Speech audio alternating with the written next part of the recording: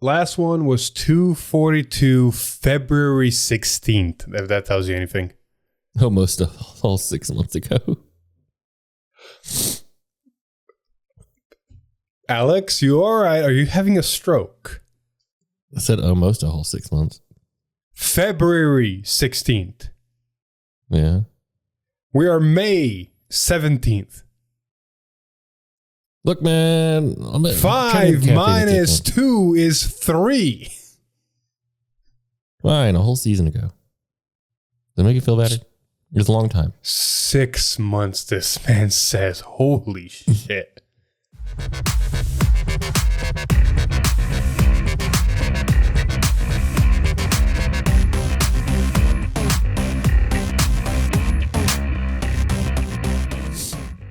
Oh my God, it's back. It's back. Back again. It's been a hot minute. We've missed a lot. V-Time has kind of died, but now it has returned and it will keep coming back. But as per usual, whenever V-Time dies for a bit, we try to cover a lot. We're not going to try to cover everything in the last 3 months that we missed. Everything. But we are going to cover basically set 9 and some of the new ride lines. We're basically just going to cover the main important stuff. Yeah, because I know you want to sit here for hours and listening to us ramble about, all the stuff we should have been talking about. I can predict this be a 2-hour episode, which is kind of nice for a comeback, but let's not do this again. I'm going to say an hour 45. Ye optimistic. I am a little optimistic. All right. Without further ado, let's get this show on the road. And like her husband is really on board with this whole proud of her. She got her first milk jug and gives it to the dude. It's like, how's it taste? I've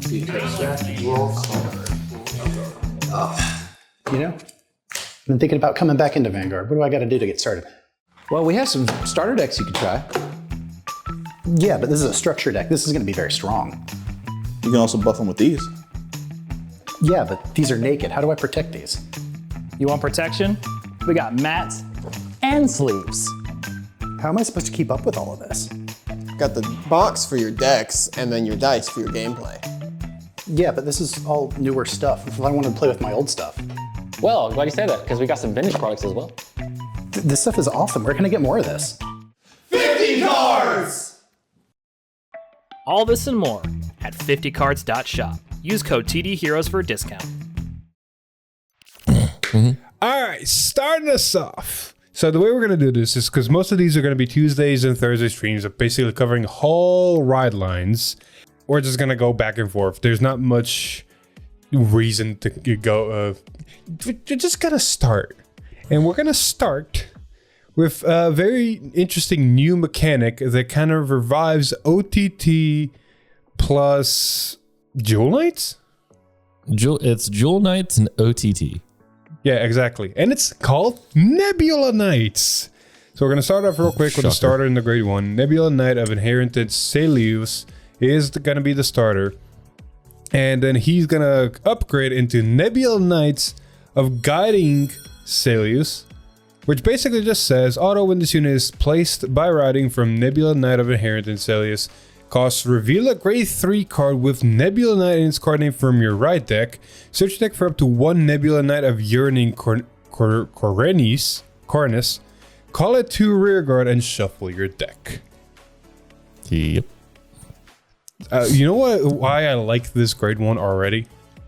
Because it says reveal a grade 3 card with Nebula Knight. It doesn't say a specific Nebula Knight, which means it can work for future support whenever we get a new boss mount. So yeah, that's the wishy word for you. They're always future-proofing stuff, if you ever pay attention. I know, right? Anyway, Alex, since this ride line literally is going place search, what exactly are we searching for? This is a grade 1, Nebula Knight of Yearning Cornus. Auto rearguard, when this unit boosts a grade 3 or greater unit with Nebula Knight in its card name, this unit gets power plus 2,000 until the end of that battle, and then cost, discard a card from your hand, reveal the top card of your deck. If it's a trigger unit, choose one of your opponent's front row rear guards in the same column as this unit and retire it. Put the revealed card either on the top or bottom of your deck. So you get the stack and possibly retire rear guards by discarding cards. And it's a 10k booster. Legitimately not too shabby. But you know why I like this card? Ignore the cool retire. There's a decent amount of cards in the deck that want to be discarded, or you can run cards that say discarded and return back to hand, and yada yada yada. So the discard is whatever. But Yeah. I like it because it's one of those things like if this is your last column, right? And you swing with this, you discard a card, you reveal the top card, it's a trigger. Cool, I get to retire something. And look, now there's a defensive trigger on the top of my deck that my opponent knows going into the next turn. So that's just helpful.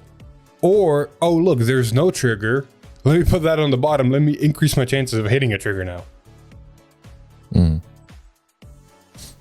It's really good. very simple, but very good. I mean, in my opinion, discarding a card that's stacked top card of your deck is a fair trade-off, Yes. especially when there's no other cost attached to it. So we're going to move on to the grade 2 for the ride line, and that's Nebula Knight of Glory Celius. It basically just says, when this unit is rode upon by a grade 3 card with Celius in its card name, Soul Blast 1, look at the top 7 cards of your deck, choose up to 1 card with Nebula Knight in its card name from among them, reveal it, put it into your hand, and shuffle your deck. So it's basically look at top 7 for deck finning. Most of this deck will be Nebula Knight, so it's always going to be a plus. It is not Prayer Dragons where it's like, I hope I hit. And then its other ability is when this unit intercepts, if your unit with Nebula Knight in its card name is being attacked, this unit gets shield 5k until the end of that battle. So it can be a 10k interceptor. But it is funny that you say that your deck is probably going to be nothing but nebulized, because that's going to be a very important having a lot of Nebula Knights in the future. Please read the grade 2 first. I don't know why the grade 3 first and the grade 2, but read the grade 2 first. We got Nebula Knight of Heroism, Cornelia. Could you read the grade 2 first? That's the grade 3. Okay, gotcha. Knight of. I honestly didn't even see the grade. I saw the art. The art actually looks like it would be a grade 2. Knight of Piercing Ed Cornelius. Auto, when this unit is placed on rear guard with a grade 1 unit, Cornelius in its card name, overcall it basically. If your opponent's Vanguard is grade 2 or greater, cost Counterblast 1, search your deck for up to 1 grade 3 card with a Cornelius in its card name. Call it to rear guard on this unit. This unit is on, and shuffle your deck. And then continue as rear guard. If you have a Vanguard with Nebula Knight in its card name, this unit cannot be retired by your opponent's card effects. Resist! And look at this. It's the whole V Jewel Knight mechanic of calling over stuff. This is a visual mechanic, but you know what this reminds me of before we start reading the grade 3? Because all of them are called Coronus. And it's very funny because this effect literally says, when you place this on top of the grade 1, Counterblast 1 and place the grade 3 on top of this. Yeah. Just think about that. Jump up. Just jumping straight up. You know what this reminds me of? Remember in OG Yu-Gi-Oh! Armored Dragon level 3, level 5, level 7? Oh, okay. Yeah. That's what this reminds me of. I love how this is Nebula Knights, but really it's just 2 units that are just trying to one up each other on how big of a grade they can get. It's basically the same man just getting upgraded from grade 1 into grade 3. Because the final version, Nebula Knight of Heroism Coronus, imagine if they get a grade 4, by the way. His effect is auto when this unit is placed on rigor with a grade 2 unit with Coronus in its card name, so the overcall. Choose up to 1 grade 1 card with Coronus in its card name from your drop and call it to back row rear guard. And if your Vanguard is grade 3 or greater, your Vanguard, not your opponent's, if your Vanguard is grade 3 or greater, Soul Blast 1, look at the top 2 cards of your deck, choose up to 1 card from among them, put it into your hand, and put the rest on the top or bottom of your deck. That has 2 more abilities. The second one is Auto Rigor. When this unit attacks, if you have a Vanguard Nebula Knight's card name, this gets power 5k until the end of turn, making an 18k attacker. And then Auto Rigor at the end of your turn, choose a grade 2 or less card with Nebula Knight in its card name from your drop, call it to rear guard. This unit is on as rest, and this effect is mandatory. That's funky. The funny fact about this is, like, as long as you have the grade 1 and you overcall the grade 2 on it, it instantly searches this guy and just pops it on there. And then this guy instantly gets your grade 1 back. So it's just like this fun loop of getting this column back every single time. That's pretty much the idea behind this deck because this calls the Great Gorman Coordinates, it makes a 28 column just because it exists. Just on its own. Yeah. This guy gets 5k. The thing gets 2k when it boosts to grade 3. That's a 28k column that also stack the deck in +2/+1 card in hand. By the way, and stacked your deck. Exactly. By the way, this card says when placed on rearguard with a grade 2 unit of coordinates in its card name. I think we're missing a part of this. Oh yeah, and also No? this guy at the end of your turn will also bring back the grade 2 from your drop. Yes, I'm going to get to that part. So you can do it again next turn. Plus the grade 2 has resist, so the only way to get rid of it is to poke at it.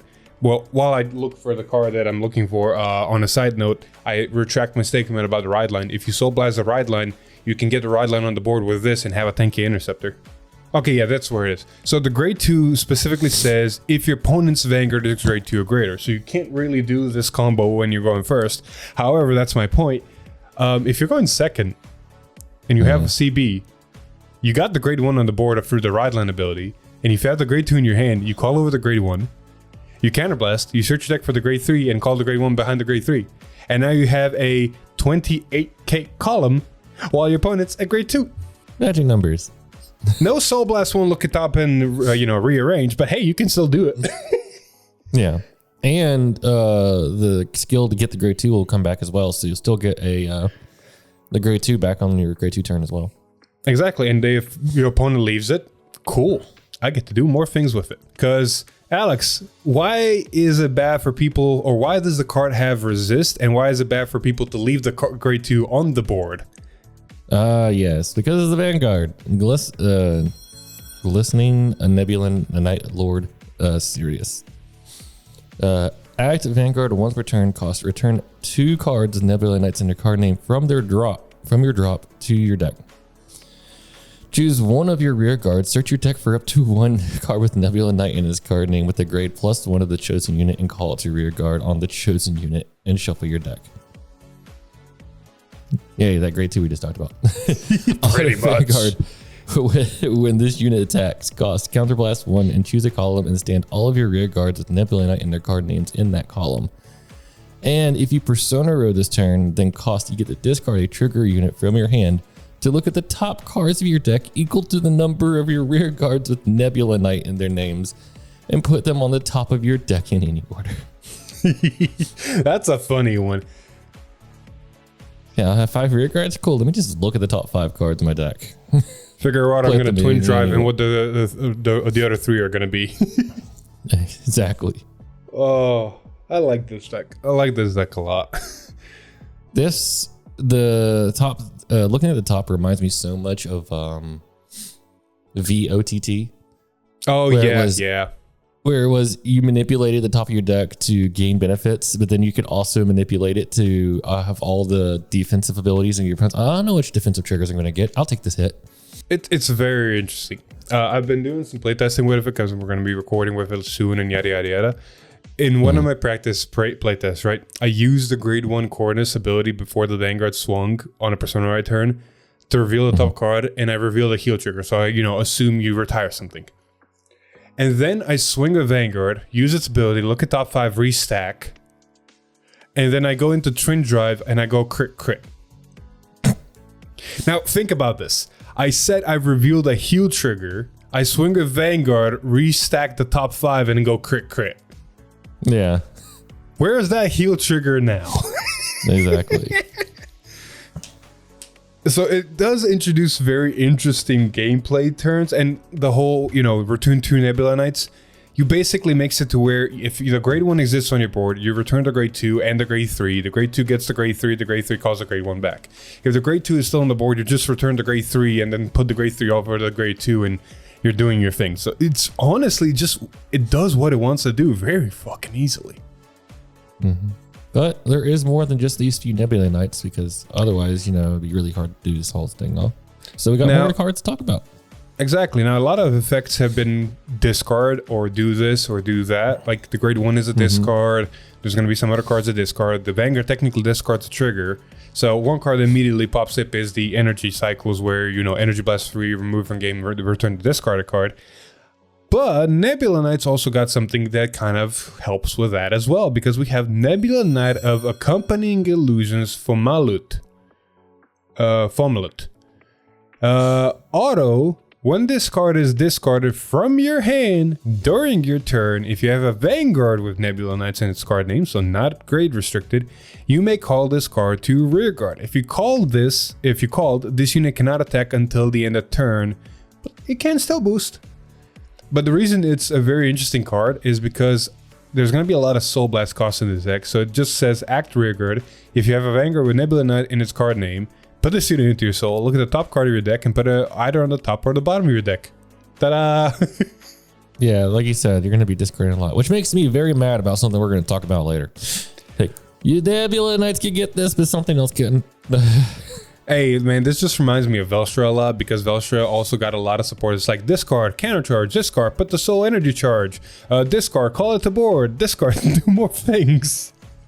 So it's a very... But like something we're talking about later, this will come up. But this is a good card because, you can just stack more cards in the top of your deck and also just having a really good booster.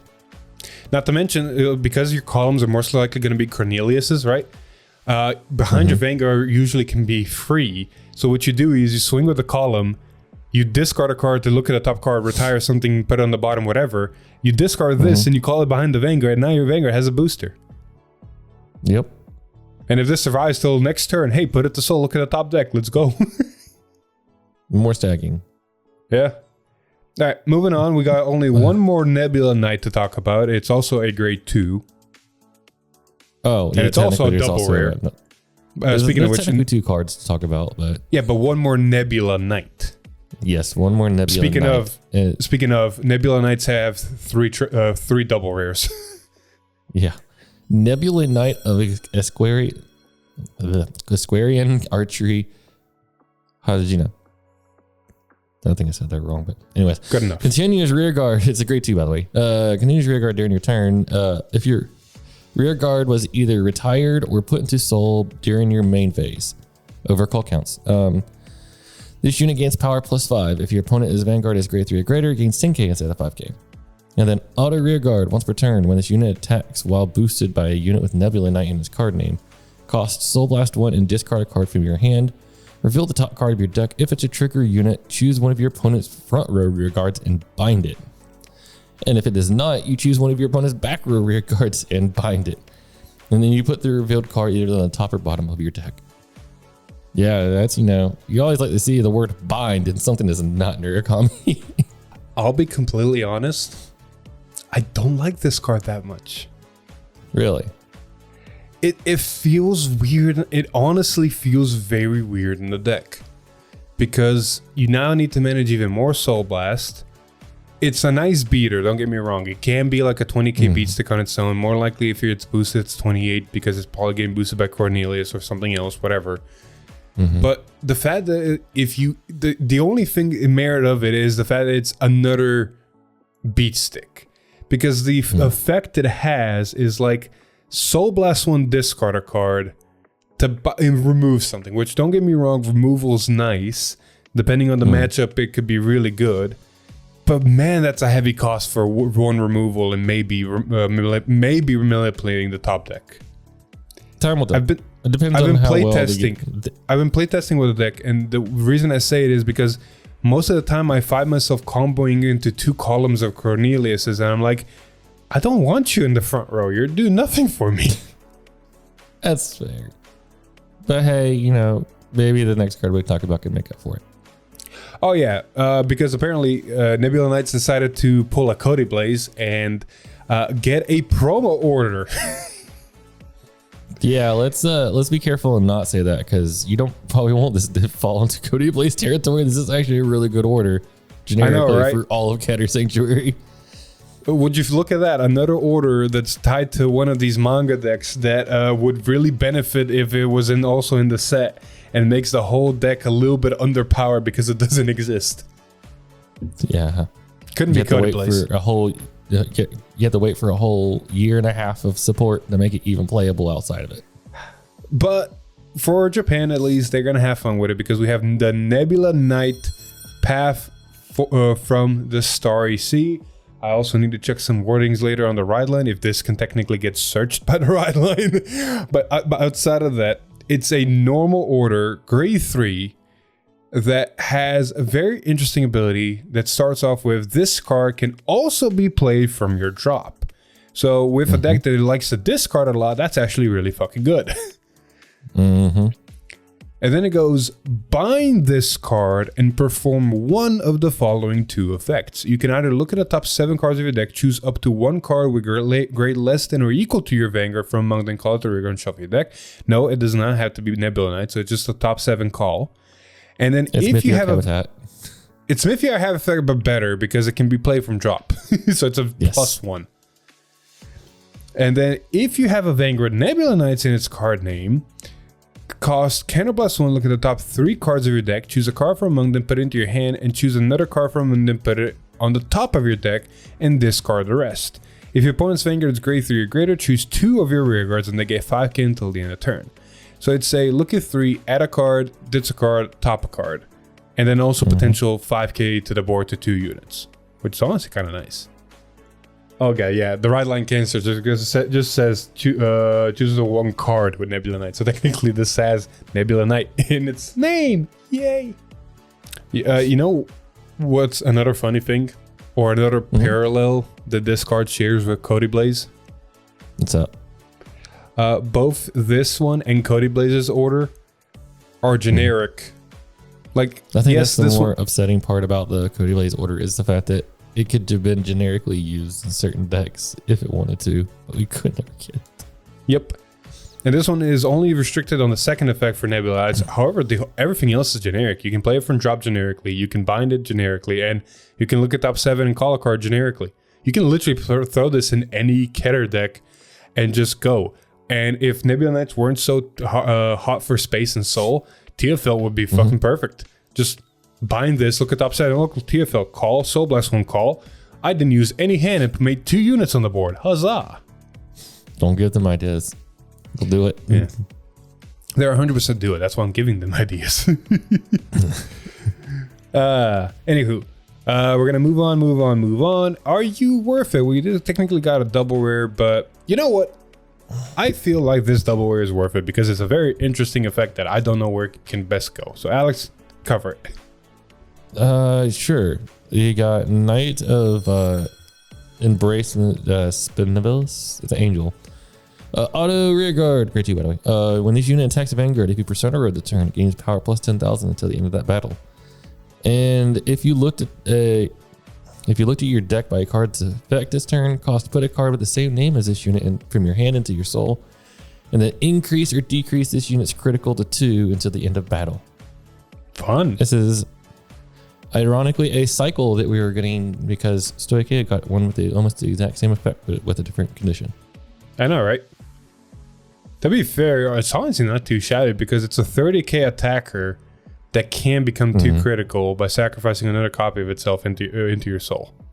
Like, just the fact that on its own, no conditions, it's just a 30k attacker if you persona road. It's pretty decent. But I can see this be put into Hexorb. Hexorb is the first one that comes to mind because it can easily persona ride out of all the Keter decks, and on top of that, it can look at the top card so it can meet the condition, and then it's also a restanding deck, which means you get a lot for your buck. Like I said, it's Stoichia, there's also a few decks that, but we'll talk about it if we get to it. Exactly.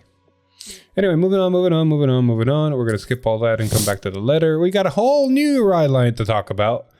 And this time we got the evil little bastard himself, Sybilt. Just like a whole new ride line. I know, right? When we saw Gabuelis be turned into support grade 3, we thought Sybilt might become a support grade 3 for Varga. But no, the man just decided to become his own whole deck. Which I'm a little upset about because they missed the flavor, in my opinion, of what they could have done with this. I'll let you elaborate that later, but for right now, we got to talk about him. First thing I'm going to mention immediately, Sybilt, anytime his name is mentioned in a card, is a Unison Dragon in its type. So that's the type of card it's a race. He's a Unison Dragon. And so we start with Unison Dragon Sybilt as the starter. And I'm gonna admit, the man fucking looks cute AF. Just Tell me that's not probably one of the best starters we've ever seen. I love the flavor text. It's so simple. Hi, my name is Sybil. I'm a Unison Dragon. Anyway, the ride line is where it starts getting interesting because it's not Sybil. It's actually boy aspiring to join Protector's Sparrowed. He's the ride line for this deck and says, auto when this unit is placed by riding from a unit with Sybil in its card name, reveal a grade 3 card with Sybil in its card name from your ride deck, search deck for up to one Sparrowed of Sybil who we once were, reveal it, put it into your hand, and shuffle your deck. Just for clarification, that is a normal order grade 2 that we're going to get to in a bit. Yes. We're going to finish the ride line first with Distorted Spheroid. Auto, it's grade 2. Auto, when this unit attacks, retire one of your rear guards. Reveal a grade 3 card with Sybil in its card name from your ride deck. Draw a card, and its unit gets power of 5,000 until the end of battle. You know what this reminds me of? Blaster Dark. It reminds me of Blaster Dark plus Eugene a little bit. Its ride line also gained 5k and technically drew a card. True. The only It one reminds me more of Blaster Dark. Yeah. The only good thing about this card is that it's not a when rode upon. It's a when this unit attacks do the thing, because it basically, because you have to retire rear guard, I'm just getting Bruce flashbacks, alright? Anytime your ride line says when rode upon or something, and you have to do something with your board, it's like it gives your opponent chances to go, no. Yeah, true. So having an on attack retire rear guard do a thing is very nice in my opinion. Fair enough. And we're gonna It get gets even nicer when we talk about the order when we get to it. But first, we gotta talk about the big boy himself. And there's he's gonna introduce a mindset of how this deck wants to play and why the ride line retires the rear guard, as well as a whole new key. Set 9 is introducing so many new keywords. I can't wait to cover the last one. Anyway, we got Malworm Sybil. Again, he is a Unison Dragon that will come up. And he's got 3 nifty little abilities that are all once per turn. Act Vanguard once per turn, costs Soul Blast 1. Choose up to a number of your rear guards equal to the grade of your opponent's Vanguard. Well, hi there, Android. And until the end of turn, they are the mental pollution state and get power 5k and auto rear guard at the end of your turn, retire this unit. And I'll make some tangents here in a bit, but first let's see the other two. Auto Vanguard once per turn. At the end of the battle, this unit attack the Vanguard. Counter plus 1. Choose one of either your Vanguard or your rear guard in the mental pollution state. Stand it, and until the end of turn, it gets power 10k and increase or decrease its drive to 0. If your opponent's Vanguard is grade 3 or greater, choose 2 instead of 1. And auto Vanguard once per turn. When your rear guard in the mental pollution state is retired during your end phase, draw a card. So they missed a flavor mark with, Sybil is the Unison Dragon that Unison bonds with all these things to corrupt them, like in the anime. They would have been really cool if it bonded with your opponent's rear guard or something like that and took it. Oh, that'd be interesting. But it did bond with 2 or 3 different Dragon Empire decks. Oh no, but in the story, what's his name? Spheroid died. Right. So that's why he got corrupted and turned into this thing and started bonding with other stuff and corrupting him. The whole mental pollution, I guess, is okay. But flavor wise, it would have been so funny to say, I'm just going to take your rear guard and then my Vanguard is unison with it. That would have been hilarious. This is how I view this card, right? This basically was, you can copy my Homer, just make it different. And then the man, instead of copying one person's Homer, copied 3 people's Homer. Because the way I see it is, this is a combination of Aqualibra's Overcharge, combined with Varga Restand, And fuck it, I'm gonna throw in Virgile here because Virgile restains a rear guard. And then what other Dragon Empire deck preferably, but if not, technically the Raptors, the Dino Dragons, they retire themselves because this is like, oh yeah, I'm gonna retire myself and draw a card. Yeah. It is interesting that it turned into a mini Varga because it literally just stands itself. Because why would... I don't see a situation where you wouldn't just stand the Vanguard. Exactly. Like your Vanguard, whatever you stand is getting 10k power. The only time I could see not standing the Vanguard is if your rearguard is bigger because of power gain. Yeah. Because the Vanguard has no drive checks. Spoiler alert, we'll get to that later. But yes. if the Vanguard has no drive checks, standing a rearguard that's technically higher in power would be preferable if you're going first. Also, I love the fact that they made the last ability once per turn when your rearguard mental pollution is retired, because if it wasn't, it just gives me Chaos Breaker flashbacks. Oh, something unlocked. Draw. Oh god, yeah. Dude, this deck would draw so many cards that once per turn wasn't there. But actually, I have a better one. You know what this would have been if the once per turn wasn't there? V era Big Belly. Yeah. Oh look, something got retired. Actually, Draw. Yeah. All right. Enough of that. So, what does the actual order do, and why do you want to run 4 of it? So this is a grade 2 normal order, Spheroid and Sybil, who we once were. Order ability. There's a key port there already.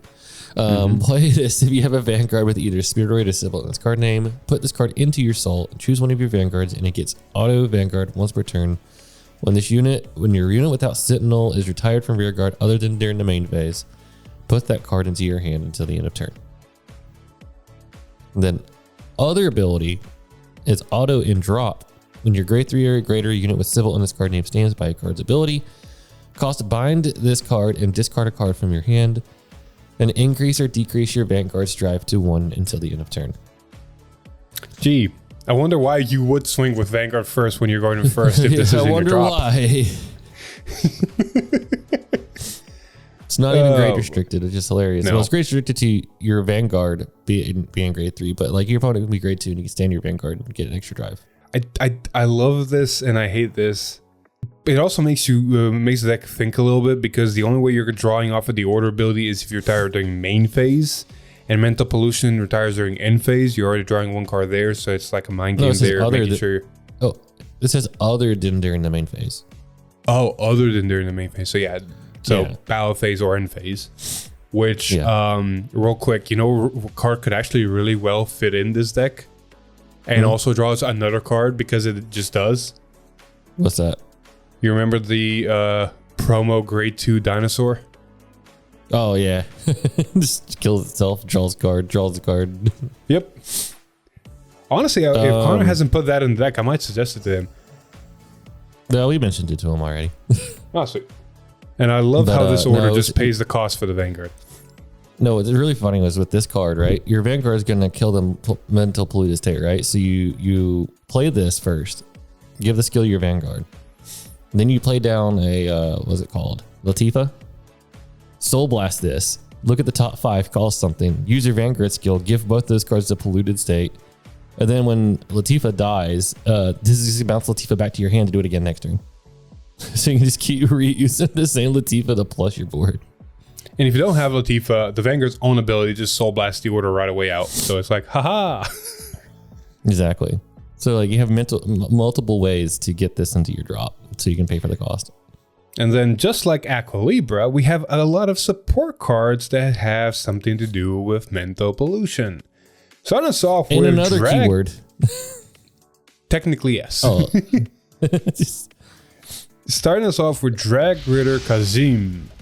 It's a great one that just says auto in this unit enters the mental pollution state during your turn. Until the end of turn, this unit gets auto. When this unit is retired from Vanguard, you may put it into Soul and power 5k. So the second it becomes mental pollution, it becomes a 13k attacker or booster. And at the end of your turn, when it would get retired, it goes into your Soul. So basically fill in the cost for your next Sybil turn. It's a very simple card, but it does what it needs to do. However, I'm sad to say, like, if you're just picking up this set, this is a really good card for you. Otherwise, replace this card with a card that does the exact same thing, and in a deck where you're playing orders, will even plus you a card. That's called Shenri. Yes. But at least we have a budget Shenri. Yes, we have a budget Shenri. Next we got Drag Raider Shong. I don't know if he was silent or not, but auto backward rear guard once per turn. When your unit in the same column as this unit stands, if this unit is in the mental pollution state, stand this unit. I love that it says unit. This is gonna be behind the Vanguard. Yes, it can be behind the Vanguard. I love how this deck is slightly playing itself already. All right, moving on. We have a double rare now. Demonic Dragon Berserker Baki. It's a grade 2 There's going to card. be a very important word in the text. Exactly, and I've alluded to it a couple times. Auto drop when you play a normal order. If you have a Unison Dragon Vanguard, cannibalize 1 and call this card to your rear guard. Alex is giddy for very different reasons.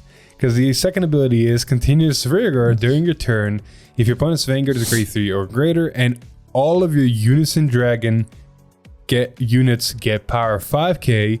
Then if this unit is in the mental pollution state, this unit gets 5k, making this a 15k attacker and making your Vanguard 5k bigger. Now, Alex, why are you doing the happy dance over there just because it says Unison Dragon? Because it says Unison Dragon, which means this is inherent Gryundra support. Because it works with both. And both the Vanguard and the grade 2 Gry are Unison Dragons, right? Well, the grade 2, not the grade 1. But the grade 0 is also both the Vanguard and the grade 2 Gry. Oh, yeah. Yes. So all of your Unison Dragon units get 5k, which means that grade 2 in the back row that's swinging in Gryundra is getting a little bit bigger. Also, fun fact about this card. Like most of the cards that usually have this effect, it doesn't say front row rear guard on it. It just says rear guard. So you can technically have multiples of these in the back row and front row as well. Not to mention, if you play an order, you basically get it from drop for a counterblast. It's a combine rusher. Triple rare support, go. Oh, yes. Desolate Flare Dragon is a grade 3. Continuous if you have a Unison Dragon Vanguard. This unit gets all of the following. Stop kidding. Auto when this unit is placed on rear guard, cost counterblast 1. Look at the top 7 cards of your deck. Choose up to 1 Unison Dragon or 1 normal order without Regalia's Speech from among them. Reveal it, put it into your hand, and shuffle your deck. If you did not reveal a card, you get to draw a card. And then auto rear guard when this unit attacks. This unit gets power plus 5,000 until the end of the battle. Then cost energy blast 3. Choose one of your rear guards, and it gets auto when this unit is retired from rear guard. Put this card into your hand until the end of turn. A lot of Vargas stuff happening here. I know this is like a really good card. It is amazing for this deck. All I see is, God, you know how good this is in Gryundra? A part of me should have just put Sybil versus Gryundra and just have a field day of watching you two duke it out. Oh my God. I'm happy for Connor because he has my Gryundra deck now, because I was nice to him to give him all of my Dragon Empire stuff. Aww. But I'm a little upset because I'm like, God, I really wish I had that Gryundra deck. It's so fun right now. I will say now we're starting to see a little bit of the cost, because there's a decent amount of Soul Blast cost, but there's stuff that kind of counteracts that Soul Blast. And from what I can see, the only cards that counterblast is the Vanguard itself for multi-attack, the Combine Rusher, and this thing. So you can kind of be manageable with CB and get your stuff done. But having at least a form of countercharger, I think, would help this deck. Unfortunately, it's Dragon Empire, so there is none. Yeah, that's just unfortunate facts. Like, technically, you can run Gojo, but good luck letting that hit. On a side note, this does search your persona rights, which is nice, or the order, which is key for this deck, because you're going to want to see it every turn. And it gets a bounce cards back, because your order only gives you back one of your rear guards. So this allows you to get the other rear guard back. So you're probably going to choose this for the order's effect, and then his effect's going to choose whatever else you want back to your hand. And then the third card that's in the Mount Pollution stage is basically just going to draw a card from Sybil's ability. Oh my god. Can you imagine we put Sybil versus a grade 4? No, put a Dragon Tree. I'm going to choose all my rear guards. They're all in the Mental Pollution stage. I get to have fun.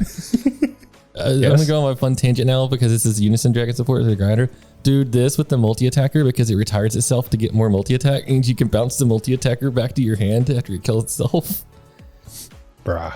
And it lets you search for orders, so now you can search your, God, was it Drag Resonance? To give you 10k for rotating K. It's just so good in that deck. You don't even use energy that much either, so the cost of your energy blast is nothing. Man's cooking. Well, keep cooking. We got another card to cook with. And that's the grade 2 version of the card we talked about earlier. Yes. Wait, where did it go? There it is. Yes, the Stoicheia version. Auto when its unit attacks a Vanguard. If you name! Inverse Slipper Dragon. That's a funny Doesn't name. look like a slipper to me. It's a grade 2. Auto when its unit attacks a Vanguard. If you persona guard this turn, it gets power plus 10,000 until the end of battle. And if it was placed from your rear guard from drop this turn, put a card with the same name as this card from your hand and your soul and increase or decrease its critical to 2 until the end of battle. See, I did not see, when I saw this, I did not see the Keter one. So I thought this was just the only card by itself. It wasn't a cycle. So I was like, oh my God, they're giving us Mask Flagberg. This is confirmation of Mask Flagberg. Oh my God, you have okay, yeah, true. You know where I find this card the scariest? Magnolia. Oh yeah, they just bring it back from drop with the triple rare Leo guy, and then it brings this back. And then just, the Miser card. Here's a crit. Oh, Alex. Not only that. Oh yeah, the power to the back row alongside the power from this, and just get a shit ton of power because you're persona. Alex. What? Care Bear. Oh yeah, that too. Motherfucker. I'm thinking worst case scenarios. Yeah, that is worst case scenario. Oh, let me Care Bear into this. 80 something double critical. That's cool and all, but my mindset is I'd rather it go on a Gabreg because the Gabreg has guard restrict. This you can still just PG. Yeah, but Gabreg, if you don't hit a crit, is 1 damage. So I was like, oh, okay, I'm gonna guard all the small ones, and then the last attack, I'm just gonna take it. I don't care if it's 80k. But this one you have to have another copy of it in your hand. Oh no, that's very hard in a deck that triple drives constantly. I'm not saying it's impossible. Oh no, that's very hard in a deck that can actually run a grade 3, and it's okay. Granted, it's the grade 4 version of Maggie, but still, you have a grade 3 that exists that goes, oh, let me just grab a grade 2 from my drop and add it to my hand just because. Yeah. But I will say it's hilarious because the reason I thought this was Flagberg support was literally the last set we got a grade 1 or a grade 2 that says if you have a Flagberg Vanguard counterblast, choose a tier dragon from your drop and call it to your guard. Oh yeah. So it literally just grabs this from your drop and it meets the condition all out the gate and it boosts it. So I was like, oh my God, this is confirmation. Flagberg Mass is coming. Let's go. All I'm gonna say is I'm happy that they made these cards a until the end of battle effect, because if it was just until the end of turn, this will get stupid in any restand decks. Dude, Phil, can you imagine this in Christianas? Let's not ever say we did. Speaking of stuff I want to imagine. Speaking of stuff I want to imagine. We heard it across Japan, the wail of a happy little YouTuber. Well, not little, but still. Chris was so happy. Die Kaiser's back, and he introduced so many new things. So much. Holy shit. And we got to start at the beginning, just like Vanguard, just like Dayusha. Dai Kaiser also has a pilot, or the heart of the Robo, and it's Dimensional Robo Core Kaiser. No, it's Dimensional Robo now. Dimensional Ruber now. Dimensional Rober, Core Kaiser. It is just a starter. This starter thing is nothing special here, but it is basically putting you in a form of either run this or the Dayusha one, because you can't have both, buddy. Yep. And we're going to move on straight. No, you can't. You technically can. No, you can't. We'll talk about it You'll later. see later why you can't. But you can't. So, Dimensional Rober Kaiser Grader. It's now the new grade 1 ride line. It has a very similar effect of when this unit is placed on Vanguard, search your deck for up to 1 base card, reveal it, put it into your hand, and shuffle your deck.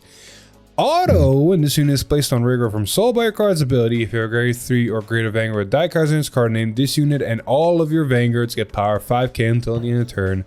So not only makes your Vanguard 5k bigger, it also makes this thing a 13k booster. Or attacker. Also, on a really quick side note, they are reprinting Die Base in this set as a common. So you don't have to pick those up. It's also coming in. And that's actually Also, really cool. Doesn't Die Base search for any D-Robo? Yes, any dimensional Robo. So technically you can just run their starter in your main deck and get both. No, you can't. You're forgetting a very crucial fact, which we're going to get to, but first, please read the grade 2. Okay. Dimensional Robo Kaizard. It's a grade 2 act Vanguard. If your opponent's Vanguard is grade 2 or greater, discard a card from your hand. Choose up to 1 super dimensional Robo Die Kaiser from your ride deck. Ride it as stand. If you rode, you cannot ride cards without dimensional Robo in their card names until the end of fight. And then auto, when a unit is rode upon by a grade 3 with Die Kaiser in its card name, call this card to rear guard. And then continuous rear guard. If you have a Vanguard with Die Kaiser in its card name, this unit gains boost. Honestly, overall, not a bad card. It jump rides without having to meet the whole Exodia and Soul condition that the original had.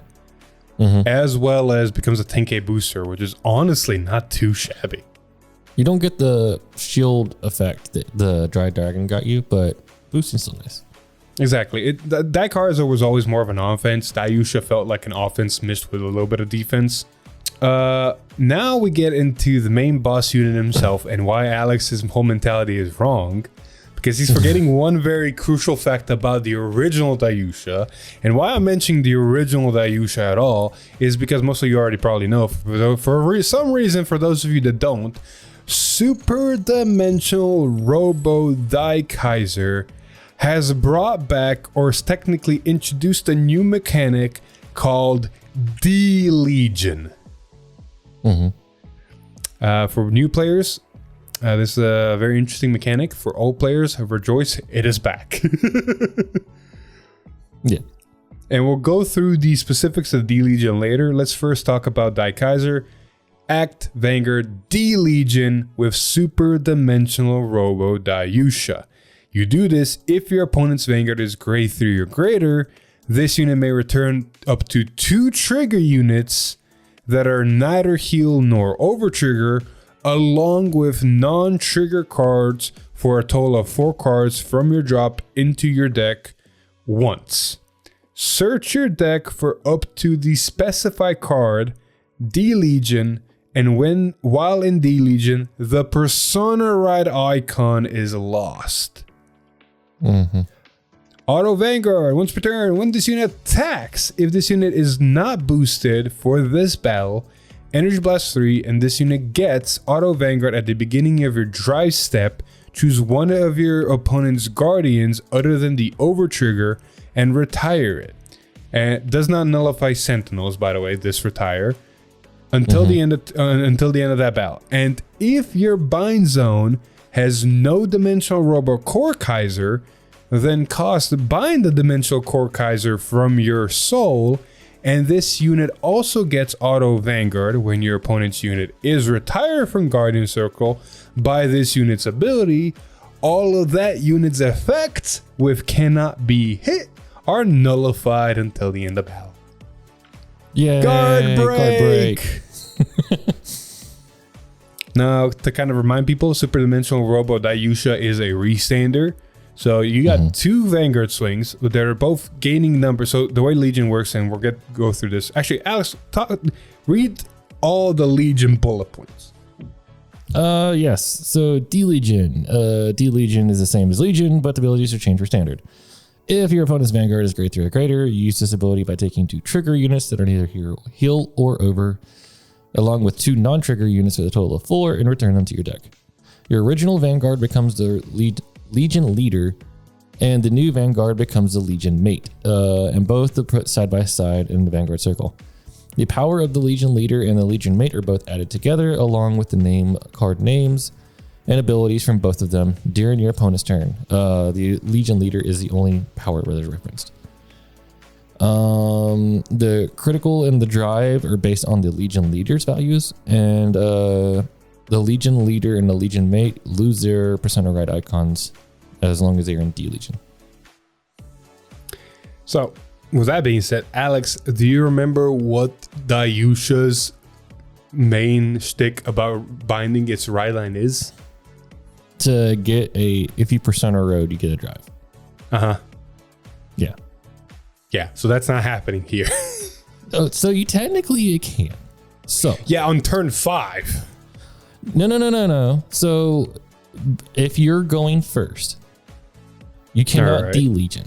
So if you're running the original ride line, so you keep the Dayusha starter in there, you can technically not ride into Persona Ride. Or sorry, you can technically Persona Ride first and then D-Legion later. And you can still technically get both.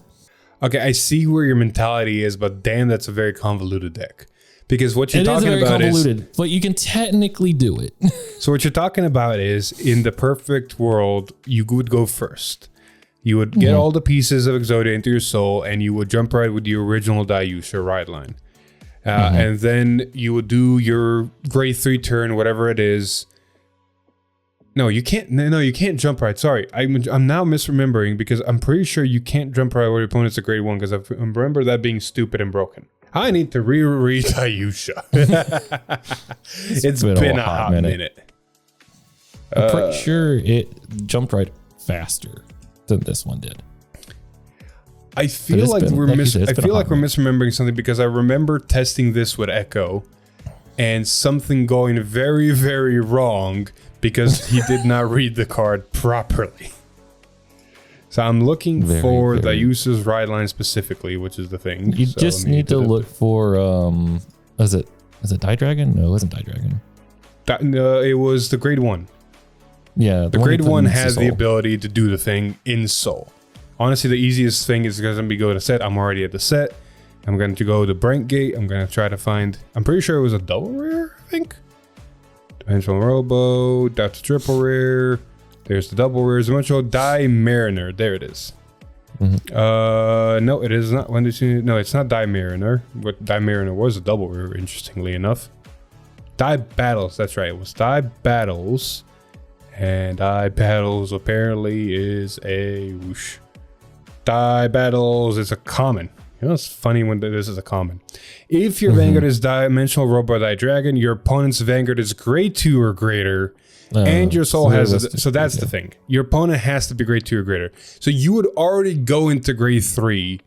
So it's the jump ride's helping you get to grade 3 first if your opponent went first. So regardless of the situation, you're getting to grade 3 first while your opponent's at grade 2. Then your opponent gets to grade 3. Then you come back to your turn 4, your Persona Ride, and then your opponent does your turn 4. So the time you can Persona Ride and Legion would be turn 5. Or in the sense of Persona Ride first and then Legion the next turn is turn 5. So technically you could do this.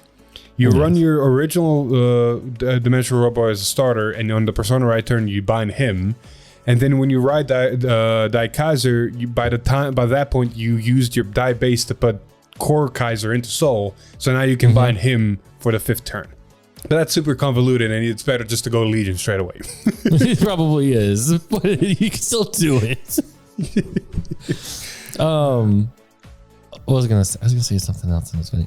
Technically, you can still do it that way, and just use it as bait for your opponent. to make him think that you're going to Persona ride, and then you just jump into Legion instead. I mean, sure. Like, it technically does give you a restanding Vanguard on the first turn, and then on the turn you can actually Legion. It gives you the Legion. So I guess that's not a bad idea in a sense. Yeah, because your Legion's going to restand still. It still keeps the skill of Dayusha. All right. Also, quick note, there has been an errata because of Dai Kaiser, and it is on Dayusha. So the old text used to say, stay in this unit and it gets drive -2 until the end of turn. The new text has been changed to stay in this unit and all of your Vanguards get drive -2 until the end of turn. They're basically preventing it from becoming an X situation. You know what that is? Yeah, where you would always use the skills to minus your drive, but because you minus its drive, not the Vanguard's drive, it would always keep the drive checks when it restayed.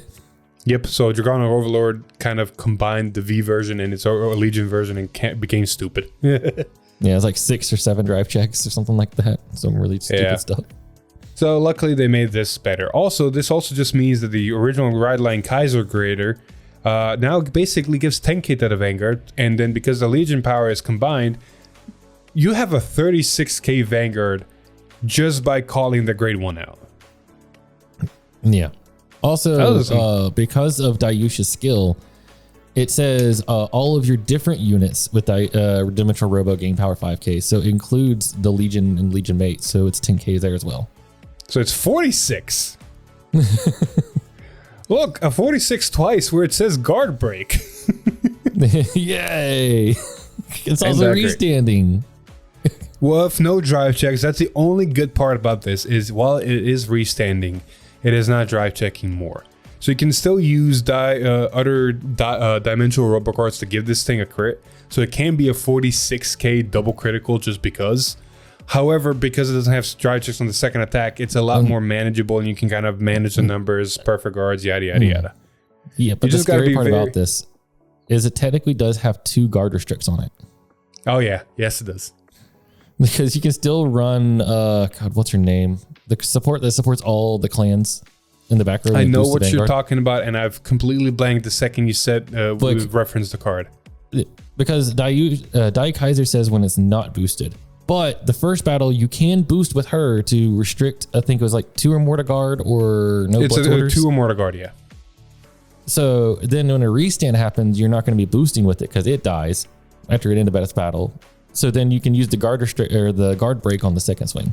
Was she a first battle only? I honestly forgotten. No, it just says when it boosts, but she kills herself at the end of the battle that boosted. Right, but basically what I'm talking about is you can do the guard break on the first one and then the 2 or more on the second one. Oh yeah, you can do it that way too. But I was always thinking, probably boost with it first to get the power because you can always throw triggers and make it bigger on the second swing. Trying to find this card in the sea of dimensional robo cards is going to be a little bit hard. Glory Maker, there it is. Glory Maker, yeah, that's the name. Yeah. You run Glory Maker in there, it's hilarious. Drop, and it's also calls itself from drop, so basically you can guarantee itself always. If you have a great theory of until the end of battle, you may so it basically prevents either blitz orders or call cards 2 or more at the same time. So it's one or the other. So you can either prevent your opponent from calling blitz orders or make them call 2 or more at the same time. But if you know your opponent has the Elementaria for the guard break, you can bait out the Elementaria with this skill. Pretty much. I will say it does. Glory Maker helps the whole guard restrict, but it stops. It's weird. It's a really good offense, but at the same time, it kind of telegraphs to your opponent. Okay, I see him boosting with Glory Maker. I can I can use my PGs now, even though it might cost me like 3 cards in hand, which means the next one is going to potentially be a guard break. Make sense? Moving on. Alex, talk about the next one. Or technically, like all ride lines, we got support for it. Yes, we got Dimensional Robo Operator Sayaka, which is a new card. Auto, when this unit is put on Guardian Circle, if you're Vanguard with Dimensional Robo in its card name, choose a card with Dimensional Robo with a different card name from your soul, and you may fall to Guardian Circle. I mean, simple, straightforward. I don't know how much useful this is going to be used. You know, I think your deck space is going to be tight already for this card.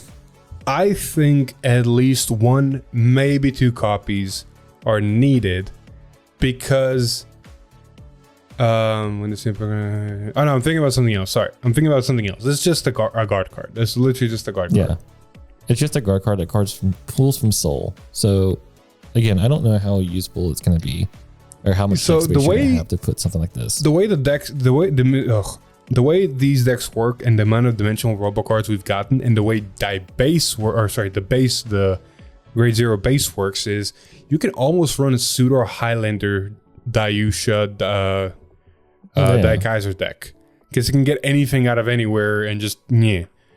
And the merit of this card is the fact that you can run your Die Birds, put them into Soul, and then when you guard with this, Die Bird goes into Guardian Circle. I think Die Bird retired itself though, or you're like a Die Dragon. I mean, so you think Die Dragon, the ride line, regardless. Yeah, but the shield card. Yeah, but I'm pretty sure Die Dragon retired itself to do a skill. It didn't when it's not when it's supposed to Guardian Circle. Wasn't it? Oh yeah, it was. It wasn't it.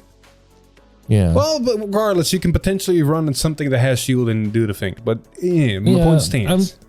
I'm sure in premium, I can see all kinds of support for this card. Oh yeah, because you just pull the grade 3s and Geoma Glass says, "Hey, look, 40k shield." Exactly, but in standard, I don't know. It's a stretch. It's a stretch. Speaking of stretch, the next card. Dimensional Robo Dice Spray. It's another grade 1 that says auto when this unit is placed on rigor from Soul by a card's ability. If you have a Vanguard with Dimensional Robo in its card name, energy charge 1. Which, if you need more resources to do things, I guess, because while the base, if you're guard breaking each battle, because when it restands, you can pay the guard break cost again. Is 6 energy. So sure, you're probably going to burn through a lot of energy. But to be charging fair, 1, and to be fair, the base always charges 1 when you put a card into Soul, and it uses 2 energy to cost something out of Soul. So you're always doing this weird up down thing with energy in this deck. So maybe running 1 copy of this, putting it into Soul, and then finding the opportunity to go, okay, I have 4 energy. I don't have any boosters. I could use a booster. Let me use 2 of it, go down to 2, call this as a booster, go back up to 1, and now I have 3 for my Vanguard's ability. Did the double rare support it got in the last support set cost any energy at all to pull something from Soul? I do not remember. I know it pulled a card out of your Soul, but I don't remember if it cost energy or not. If it didn't cost energy, then maybe, because then you can use this skill to energy charge and keep digging. Yeah. Anyway, moving on. We got this one. I was talking about at least 1 to 2 copies. Dimensional Robo Operator Nonoka. Grade 1, auto rearguard once per turn. If you have a grade 3 or greater Vanguard Dimensional Robo in its card name, costs Soul Blast 1 and rest this card. Choose a normal unit with Dimensional Robo and its different card name from this unit from your drop and put it to the bottom of your deck. If you chose a card, choose one of your units with Dimensional Robo in its card name and it gets power +5. Yeah, just recycle cards into your deck and then you can use the base to put them back into your Soul, so you just go through a loop. The base only puts them in Soul whenever you put the base into the Order Zone that turn. Oh, yeah. But my mentality with this card is, imagine you're on turn 3, you win second. Actually, no, Legion technically. Oh, this is this is recycle your Daikaisers. Exactly. Thank you. That was Soul Blast them. That was what I was going for. Like, what if all of your pieces are out of your deck? Yeah. Or the pieces you won in deck are out of your deck. Because you can ride, break Legion, Soul Blast this, recycle it back in, and then re-Legion again. Okay. Exactly. I can see a man for that. Speaking of re-Legion, we'll get to that in a bit. But first, we got to talk about a double rare card, Dimensional Robo Directing. It's a grade 2 that's very interesting. That says, auto when this unit is placed on rearguard. If you have a Vanguard Dimensional Robo in its card name, look at the top 5 cards of your deck, choose up to 1 of either a grade 3 or greater card with Dimensional Robo in its card name, or a set order, reveal it, put it into your hand, and shuffle your deck. If you revealed, choose a card from your hand and either put it into your Soul or discard it. And then rearguard Guardian Circle, if you have a grade 3 or greater Vanguard Dimensional Robo in its card name, If your order zone has a base, this unit gets power 5k, shield 5k, making a 15k attacker or a 10k shield. This is the way other card I was thinking about of technically you can put core in there. Because you can search for your piece you're needing, and then for the cost to put a card from hand in the soul, you can just shove core into your soul from hand. True. I feel this one's weird because other than finding your grade 3s, which you don't really need to do, and finding your bases, which again you really don't need to do because of Die Lady, I feel like this card is like, it's cool, but there's better things to put in your deck. Like for example, this shit. Yeah, this card though. You got Super Dimensional Robo Shadow Kaiser. What a cool name. This is gonna go so hard in silver. Dude, it's act drop. If you have a grade 3 Vanguard with Die Kaiser in its card name and you did not ride this turn, cause Soul Blast 1 and bind this card. Search your deck for up to 1 grade 3 card with Die Kaiser in its card name. Ride it as stand and shuffle your deck. If you ride over D Legion, the Legion mate does not go into soul. Or does go into soul. Yes. Continuous rear guard. If you have a grade 3 or greater Vanguard with Die Kaiser in its card name, this unit gets power +5. And if your order zone has 3 or more bases, gets power +10 instead. It's also during your opponent's turn, which is hilarious. Jesus. Auto rear guard in hand. At the beginning of your guard step, if a battle that your Vanguard with Dimensional Robo and its card name is attacked, you can put this card into your drop. Choose one of your units being attacked and it gains power +10,000 until the end of battle. It's essentially the same as the Escashian grade 3, the winter one, where you can just guard it from hand or drop. You give 10k.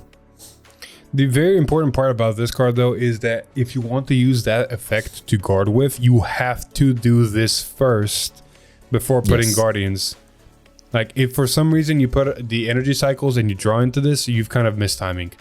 On the other side though, fuck this is... See, this is why I say that auto grade 1 might be ran, because you put a Kaiser in back to your deck, you use his drop zone ability, you put that Kaiser on top, and then you put 2 more cards and 2 triggers back into your deck again, and you go ham. Yeah, I don't see why you wouldn't just use this as a shield on rear guard too. Just swing with it for 23. And then use a skill, kill itself to guard your Vanguard, and then in drop, you can just release it again. And this Shadow Kaiser, oof. See, that's the only reason I would see Director, was it called, right? Directing be used, because it can potentially find Shadow Kaiser off the top 5. But that's about then it. Again, you can just use the, the base, and then pull it from your base to rear guard. Yeah, true. Technically, no, wait. Yeah, no, it is a dimensional robo. Never mind. Yeah. So you can just pull it out of your soul. Just have it ready. Good thing it binds itself. Good thing it binds itself. You're right. Bro, that'd be a little bit stupid. That loop we were doing earlier about recycling cards. That'd be a little bit stupid if it didn't. Anywho, we're going to move on to the next ride line. And this one's going to be very happy for Alex. Yes. I'm scrolling far enough for myself to find it. This deck has basically been the... what does Alex talk like? Put it in there. It's also been a talk of the town because people don't know if this deck is good or bad. Well, only one way to find out. We're going to start off with a ride line that does not evolve into itself, and it starts with Inos the Bouncer. Just a simple bouncer. I know, right? The more important part is Yagra the Fighter. Is the ride line that says auto when this unit is rode upon by Elkul the Smasher. Discard a card from your hand and reveal a grade 3 with Sky Ruler in its card name from your ride deck. Search the deck for up to 1 grade 1 with power 6k or less without Sentinel. Call it to rear guard and shuffle your deck. Can I just real quick point out?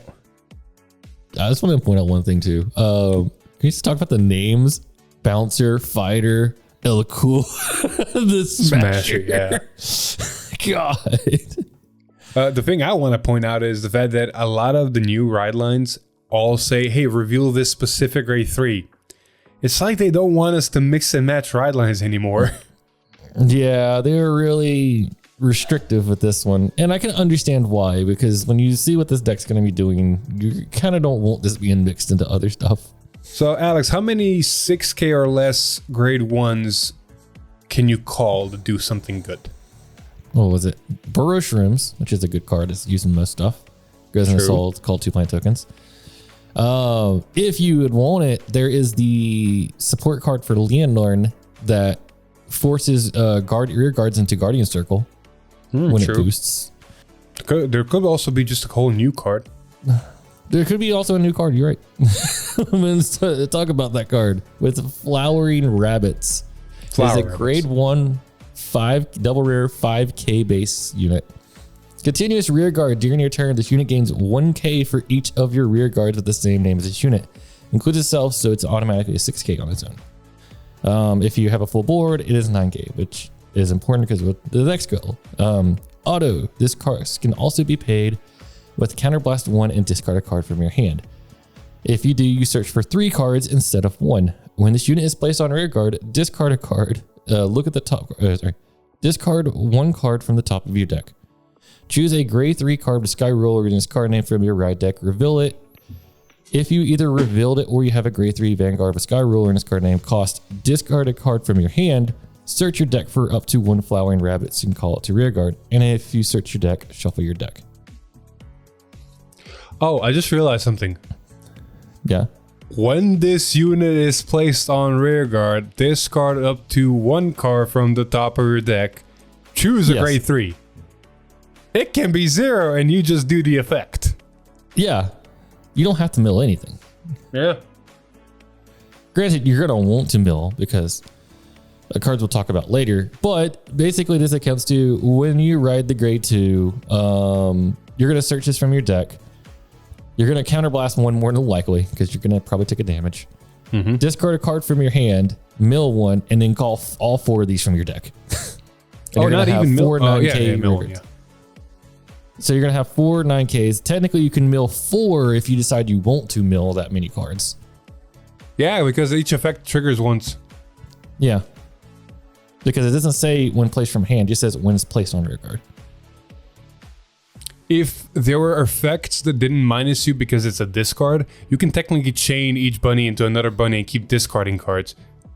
So, fun fact is that you have to discard a card from your hand to search this, and then discard also discards a card from your hand. These 2 cards right here are probably going to be your best friends in this deck because this one targets when you discard a card during your ride phase, not there for ride line. So it counts. Oh yeah, this also is still happening when on the ride. Yeah, so you can still draw off of these, and then this card is just going to get you your card you discarded back, and you're going to probably mill these off of your mill effects so they can proc and your drop. Hey Alex, you want to hear a funny? Yes. This is a grade 1 on the grade 1 turn. Ride, discard a card, Soul Blast 1, draw a card. Energy Blast 3, put the card I discarded back to hand. Bunny, discard a card, Soul Blast 1, draw a card. No, unfortunately it doesn't work because it sent itself to the bottom. Oh yeah, that's Trust right. me, I wish. That's right. I wish. Damn, it's not the gun cyclers. You can run the gun cyclers to give you the card hand back, but I think the other card's better than the gun cyclers. Still, that is cool. That is cool. That's cool. Speaking of ride line, you're doing all this, and then you have your grade 2 on the ride line that does nothing, unfortunately. El Cool the Smasher. But when this unit is rolled upon by a grade 3 card with Skyruin's card name, Soul Blast 1, look at the top 5 cards of your deck, choose up to 1 card from among them, discard it, and shuffle your deck. After that, choose up to 1 grade 2 or greater unit card from your drop and put it into your hand. This sounds like a weird ass column bar. No, what this is if you milled your Persona rides, you can get a Persona ride back off of this. True. So basically, you're setting yourself up for turn 4. Or card we're going to talk about later. There's a triple rare for this deck, and you probably want to grab it from this as well. Well, before we talk about the triple rare, we got to talk about the main Bubba himself. Yes. Blurg. I love how they changed it to Blurg instead of Berg. Blurg the Sky Ruler. Continuous Vanguard during your turn. If you have 10 or more cards in your drop, it gains power +5. If you have 20 or more cards in your drop, is that Cocytus? Yeah, gets power 15k instead of 5. Act Vanguard once per turn, cost Counterblast 1. Look at the top 2 cards of your deck. Choose 1 card from among them, put it into your hand, and discard the rest. Okay, just choose a card, so you can't just choose 0. Auto Vanguard once per turn. At the end of the battle, this unit attacked. Cost Counterblast 1 and perform one of the following. You choose a column and stand all of your rear guards in that column. Or if your opponent's Vanguard is a grade 3 or greater and your drop zone has 15 or more cards, you stand all of your rear guards. Boy, another ride line coming out. Another day that Rotovisor wishes he could do more. Bruh, why is Rotovisor taking shots? Why the strays? I will say though, this card alone is 2 CB. It has 2 effects. Granted, one of them is its activity. You don't have to use it. You don't have to use it, yes. But alone, it's already 2 CB. How is granted? You're swinging with all of your rear guards. You're staying all of your rear guards, right? So it is 5 attacks. So Price Trident can countercharge you. True. That's where I'm going with. Like, those cards might start seeing some use in this deck. Yeah. Just so those cards gonna be seeing a lot of use in this deck. Oh, wait. Nectar of Sensationalism. Because guess what the key number is to get to the crit? 15. Guess which one needs to restand the whole board? 15. So you're just gonna restand columns with crits. Guess which card that searches the order, puts the drop, and lets me play it from drop I'm going to be playing, and also counts to adding more cards to drop. Holy shit. Anywho, it's very simple, straightforward. 15k just to the Vanguard. I'm glad that the power is only to itself. Oh, dude, if the power was to the front row, dude, this deck would be dumb as shit. Your Jewel 2.0 right there. No, I'd be telling you, there is a card that you should be running at that point, and you should be 100% playing roaming Prison Dragons at that point, because they'll call themselves back from drop by playing an order, and then your front row would gain the power. It would be no brainer. And they restand. It'd be better Zorga. Which in this case, roaming Prison Dragons are actually not a bad idea for this deck, but the only problem is making them powerful enough for the restand to be worth it. You know, the best part, we're cooking all this and it already sounds really good, and we haven't even talked about all the other support this deck is actually getting. Oh, I know. This is just generics and what we've seen so far. I will say though, the amount of plussing is not apparent yet. Yes, unless you're running these 2 cards, you are minusing a lot. So we're going to start off with some comments with Practiced Mysteria, whatever. It's a ferret, grade 1, that says, auto when this unit is placed on Guardian Circle, if you have a grade 3 or greater Vanguard Skyrollers card named Soul Blast 1, this unit gets shield 5 until the end of that battle. If your drop has 50 or more, gets 50 instead of 5, making it potentially a 20k shield for 1 Soul Blast. I'll immediately say I honestly think this card is bad, because if you want to even give it 10k shield to Soul Blast, I feel that is not a worthwhile cost. No. And more than likely, like, these are going to be milled away. Exactly. I'd rather have cards that do something in my drop than you mean like in your drop? Yeah, the next card. In your drop. Hence why I said that this card is very important because at least it does things in your drop. But next you have the grade 2 Heavy Spike Grizzly. Continuous rear guard during your turn. If you have a grade 3 or greater Vanguard Skyroller in its card name and your drop has 10 or more cards, your unit gains boost and power +5. So it's a 15k booster if you have 10 or more cards in drop. Exactly. Simple, straightforward. Yeah. Unfortunately, you're probably not going to run it. But the card you definitely are going to run is this triple rare. Thruster Vixen. It's a double rare, actually, not a triple rare. Oh, it is triple rare. Never mind. Yeah, it is triple rare. Sorry, the image was very small and it looked silver over gold. But it is a triple rare. It's a grade 2 triple rare that says when this unit is placed on rearguard other than by a unit card's ability, retire one of your rearguards with a different name from this unit, search deck or drop for up to one card with the same card name as this unit, call it the rearguard, and if you searched your deck, shuffle your deck. Auto rearguard at the beginning of your battle phase, if you have a grade 3 or greater Vanguard with Skyroll in its card name, discard the top card of your deck, and this unit gets power 5k, shield 5k until the end of your opponent's next turn.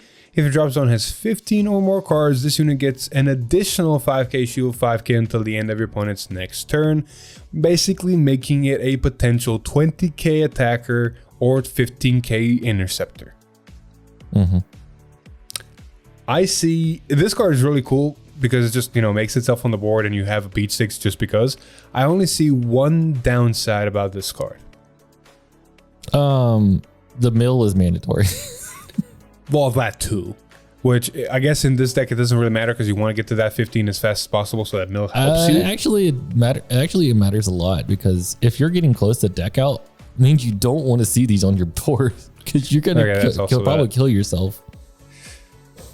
Well, okay. To gain the power, you need to discard the top card of your deck. Oh, sorry, it's a cost discard. Never mind. You can choose. It's not mandatory, but you're not doing anything if you're just, it's a vanilla at that point if you don't do it. Exactly. My downside about this card is it's nice, but it's a 15k interceptor that doesn't have resist. Yeah, retired decks are going to chew you alive. Exactly. You know what I would rather play than this card? What? The hell is he going to pull card? Out? Oh, yeah. Which is a card that gains a total of 15k power, making it a 25k. And its conditions are just, if a card you played in normal order, which you might be doing, a rearguard was placed from drop, which your rabbits can call from drop. And if you if it's the 4th or more battle this turn, which you're probably going to meet that condition if you do everything right. All right, Alex, I know. So that's basically the deck. Yeah. 5 attacks, 15. I feel like it's a little bit of hand size problem because I didn't see any cards other than Vanguard's counter plus 1, the plus. Yeah. So the only plussing you're going to be doing is by manipulating cards that when you discard cards, draw you cards. Which even then, it's just really balancing out. It's not really plussing you anything. Exactly. So this looks like a very rushy glass cannon deck. Speaking of glass cannons, I don't want to read it. You read it. Like, Sacrifice Glass technically got a support card, but damn, it is not the thing we needed. No. Before we do that, we got to talk about a very, very, very important common. Which one? The Dragon Empire common that got leaked right after the blurg. Okay, I'll take it. Stealth Dragon Utsu Semikyu. That one? Yes, read it. You'll understand why. Auto, when this unit is, it's a grade 2. Auto, when this unit is put on Guardian Circle, costs reveal any number of Persona Shield tickets from your hand. Choose up to the same number of your grade 2 or less units as the number revealed for this cost. And they get auto when this unit is retired from Guardian Circle. Put this card into your soul until the end of battle.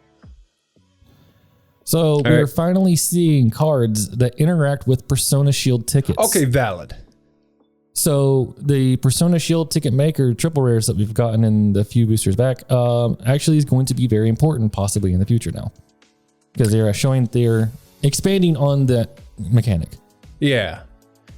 I do like it because it's but at the same time, it's like, I feel like these types of cards are really weird when it's just this effect because it basically says like, okay, you're running a deck with Persona Shield tickets. Or we're talking about this specific effect. The implication of this can potentially be used in the future for different type of Persona Shields as cost or reveals, stuff like that is cool.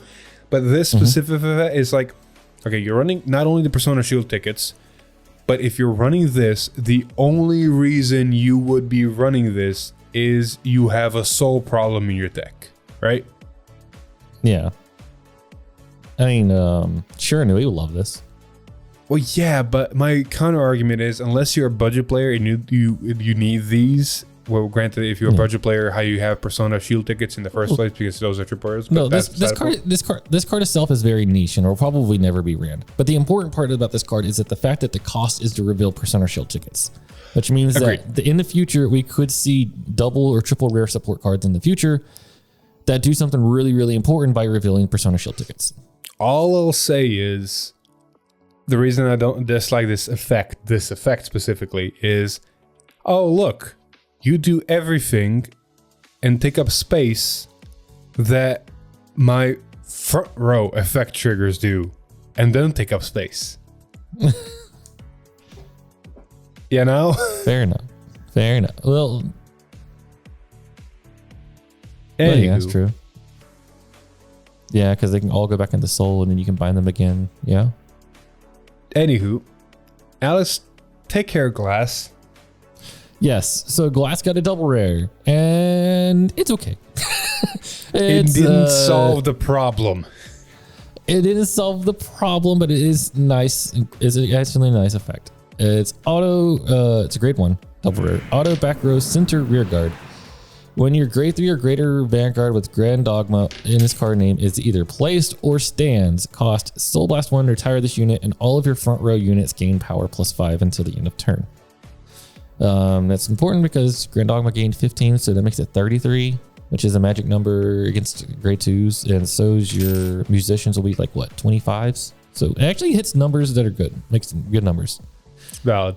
But the other skill is kind of auto when this unit is put on Guardian Circle. If you have a grade 3 or greater Vanguard or Sacrifice Glass in his card name, cost discard 1 to 3 cards from your hand, and this unit gains shield 10k into the end of battle for each card discarded for the cost. I'll be like, so on paper, I honestly do like this card. It does give decent amount of numbers because it gives your front rows extra 5k. It's not too bad. It's basically a half Persona ride whenever you ride Grand Dogma.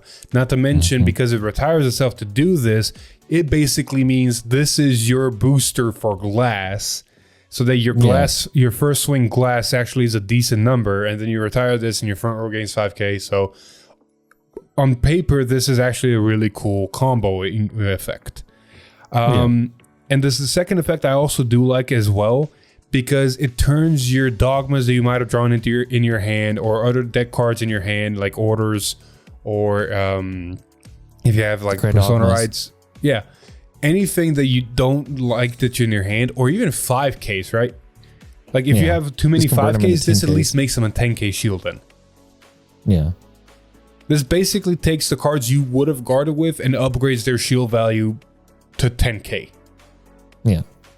But the thing is that this is just telling you, okay, cool, we get to play the long game. You were already playing the long game in the Glass. That's not the problem. The problem was you needed to be faster.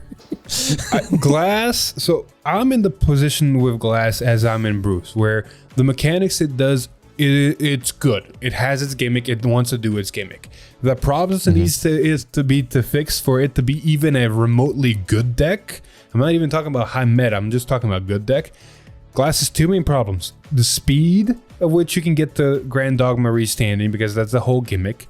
It's way too slow, and the fact that the only way you can bind her is through Glass's own ability means that it's going to be very hard to introduce any effect that speeds it up, unfortunately. What this card really needed to make Grand Dogma a competitive deck, not a meta deck, a competitive deck, was it needed to give your continuous back or rear guard, give your Grand Dogma Vanguard continuous when it attacks bind a Grand Dogma. Well, you can't, because Grand Dogma says it cannot be bound outside of Glass's own ability. No, it gives the red text to Grand Dogma, so it is her ability at that point doing it. That is the only way you could speed it up enough to, make it viable. I proposed to make a future card that not only has that effect, but also has one more continuous ability. You know what that is? Continuous drop zone. While this continuous drop zone, your Grand Dogmas and bind zones can't be affected by your opponent's card effects. We already have that. It's a grade 2 that on place until the end of your opponent's next turn, they can't be targeted. the cards in your bind zone. Yeah. The Grand Ogmas in your bind zone cannot be affected by. That's the double And roll. I missed the support card. Hold on a minute. Give me a second. I got it. I got my glass deck right here. I'll show you. Where is he? This guy. This guy right here. Philip says, when this unit is placed on rear guard, cost counterblast 1, choose an opponent's rear guard and retire it until the end of your opponent's next turn. Cards with Grand Ogma and their card names in your bind zone cannot be moved to other zones by your opponent's card effects. And it's Never also mind. a, We need to just. it's also I a 10k honestly shield in forgot. hand. I forgot that as they said. We just need to speed up Grand Dogma now, and the deck's good. Yeah, we just need to speed up Grand Dogma. It's literally all the deck's missing. Just come on, give it a turn faster. All right. I concede on that. I concede. Anywho, let's talk about. Speaking of Dark State decks, I know, right? The last reveal, the last ride deck we got to talk about in this episode, and it's honestly very interesting. It's fun. It's a new mechanic, and it's a little bit railroady in a good way, I want to say. And it reminds me a little bit about B Heroes. So we're gonna start off with the great starter, and this is our first one. I think I want to say our first. I want to be confident and say our first starter with 2 abilities. And I'm not counting Griffo C. Griffo C is a little bit different. no, all of the glitter decks technically.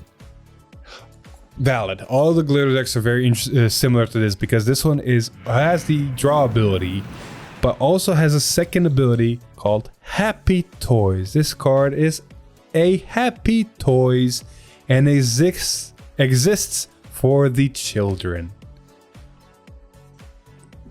It's basically glitter. It's a new form of basically glitter. Yeah.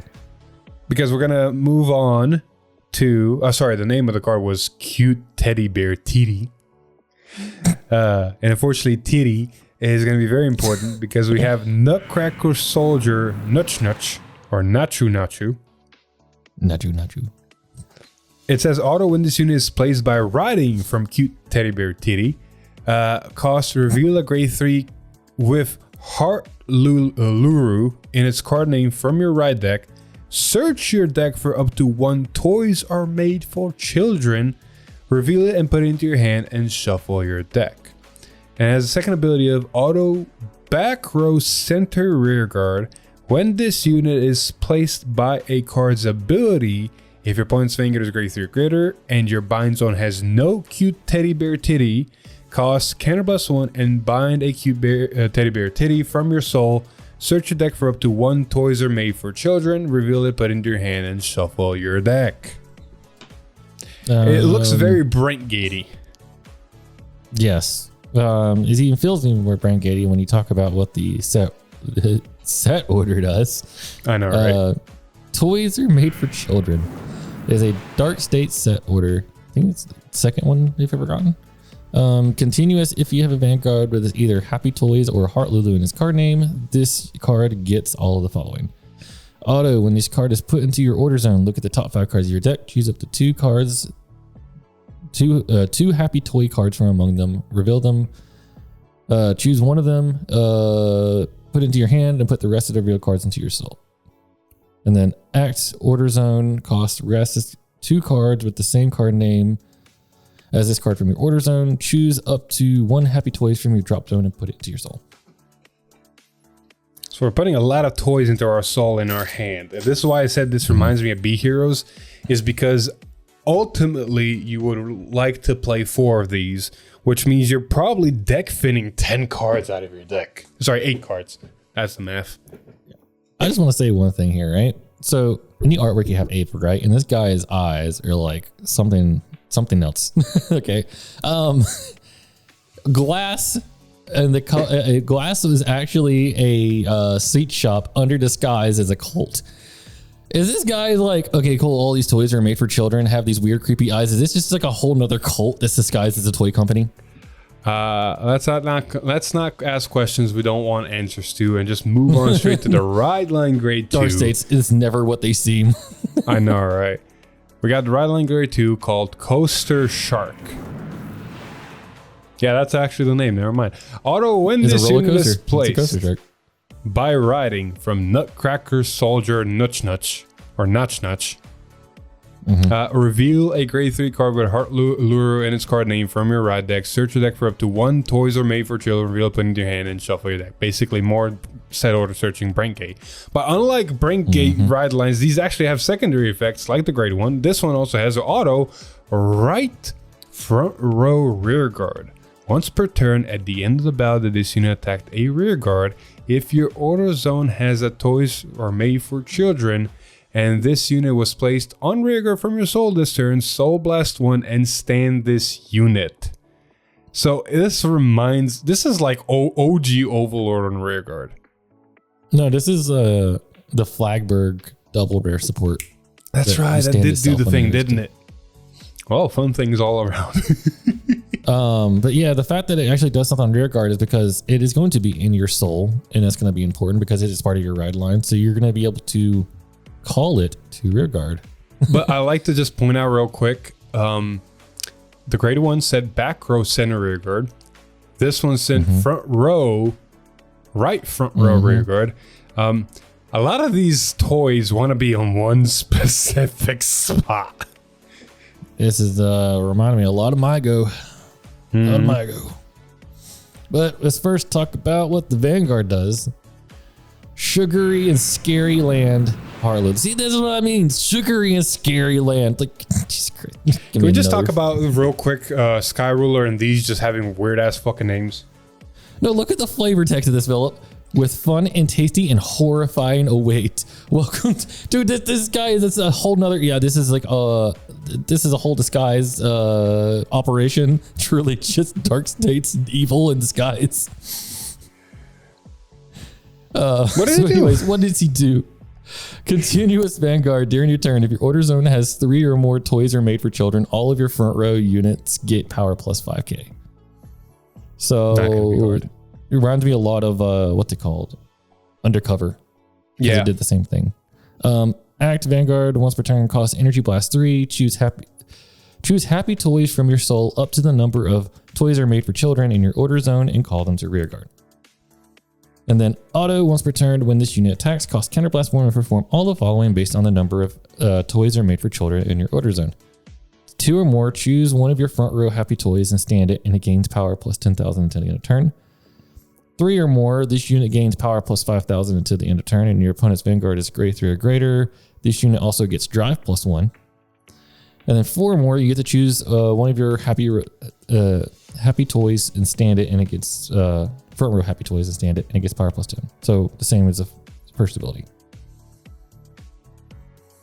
So cool.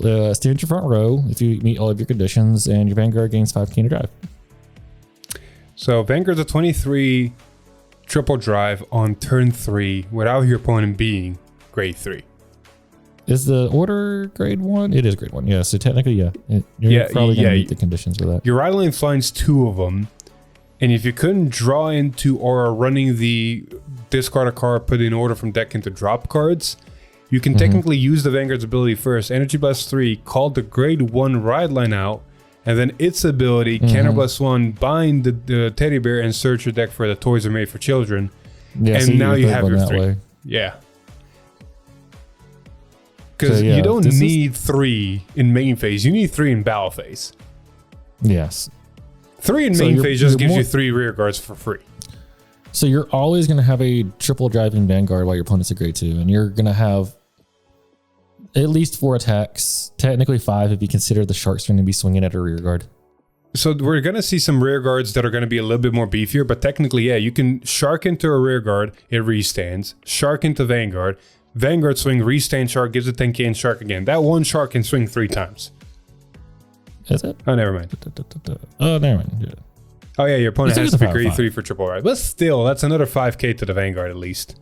Yeah, still 23k. We thought we had something. I know, right? Regardless, this card, it honestly is really cool. Like, it's going to be decently easy to get 3 because you're either going to draw into 1 or, like I said, you got the grade 1s that can search the orders, put into drop, and you just play them from there. And the orders are always going to be a plus if you hit at least 1 toys. And your deck mostly is going to be toys. So you're going to be fine. Yeah, you're going to be fine. This actually is this is a very interesting deck. Anyway, moving forward after reading the next card, it's you might be doing something here. Oh, yeah. Because like I said, there's a lot of specific spots. Because we got Sparkling Bunny. And all of the cards we're going to read have happy toys. The only one that doesn't have happy toys is the Vanguard itself. Never mind. I got disappointed by it. Okay, continue reading. Its effect is auto when this unit is placed on rearguard. If your order zone has toys are made for children, look at 3 cards on top of your deck, choose up to 1 card from among them, put into your soul and shuffle your deck. And an auto left back row rearguard, when your happy toys in the same column position it stands by a card's ability, you may stand this unit. If you stand this unit until the end of turn, retire this unit. So what are you disappointed about? This would have been cool with the shark, but the shark has to be in the other column. Yeah. This one's on the left side, the shark one's on the right side. You can't make it too busted. But don't you worry, Alex. There's some cards that do go into the front row left side. Yeah. You mean the right side. That is the left side, yeah. Is there one that correct? Has been real for the left side? Oh, yeah. Okay. The grade one that we just read is back left. Now read the grade one that goes to back right. Yes, this is Block Horse, which reminds me so much of Chrono Jet. It really does. Oh my god! I know what you're talking about. Card from that. From G. So front right rear guard, or sorry, back right rear guard. This unit gets intercept and can intercept from the back row, and then continuous in Guardian Circle. If you have a toys are made for children, which you're probably always going to have, it's going to be a 10k shield. So it basically just has intercept and is a 10k interceptor from the back row. Yeah. Not bad. It's just more toys. Honestly, not too shabby. Because, you know, the problem with this is if you're not going to run this, your back row right rear guard circle is basically going to be the only one that has something that's not a toys that can do something like Philia or any other grade 1 there. Because, you know, your other slots might be taken behind the Vanguard if you don't want to, if you already used the grade 1 once. Speaking of, another right front row, if you don't want to use your ride line, we have Giant Fluff. This thing is the stuff of nightmares, if you ask me. Auto, when this unit is placed on rearguard, costs Soul Blast 2. So that's going to be a nifty cost for this deck. Choose a toys are made for children from your drop or face up in your damage zone and put it into your hand. If you put from damage zone, put the top card of your deck into your damage zone face up.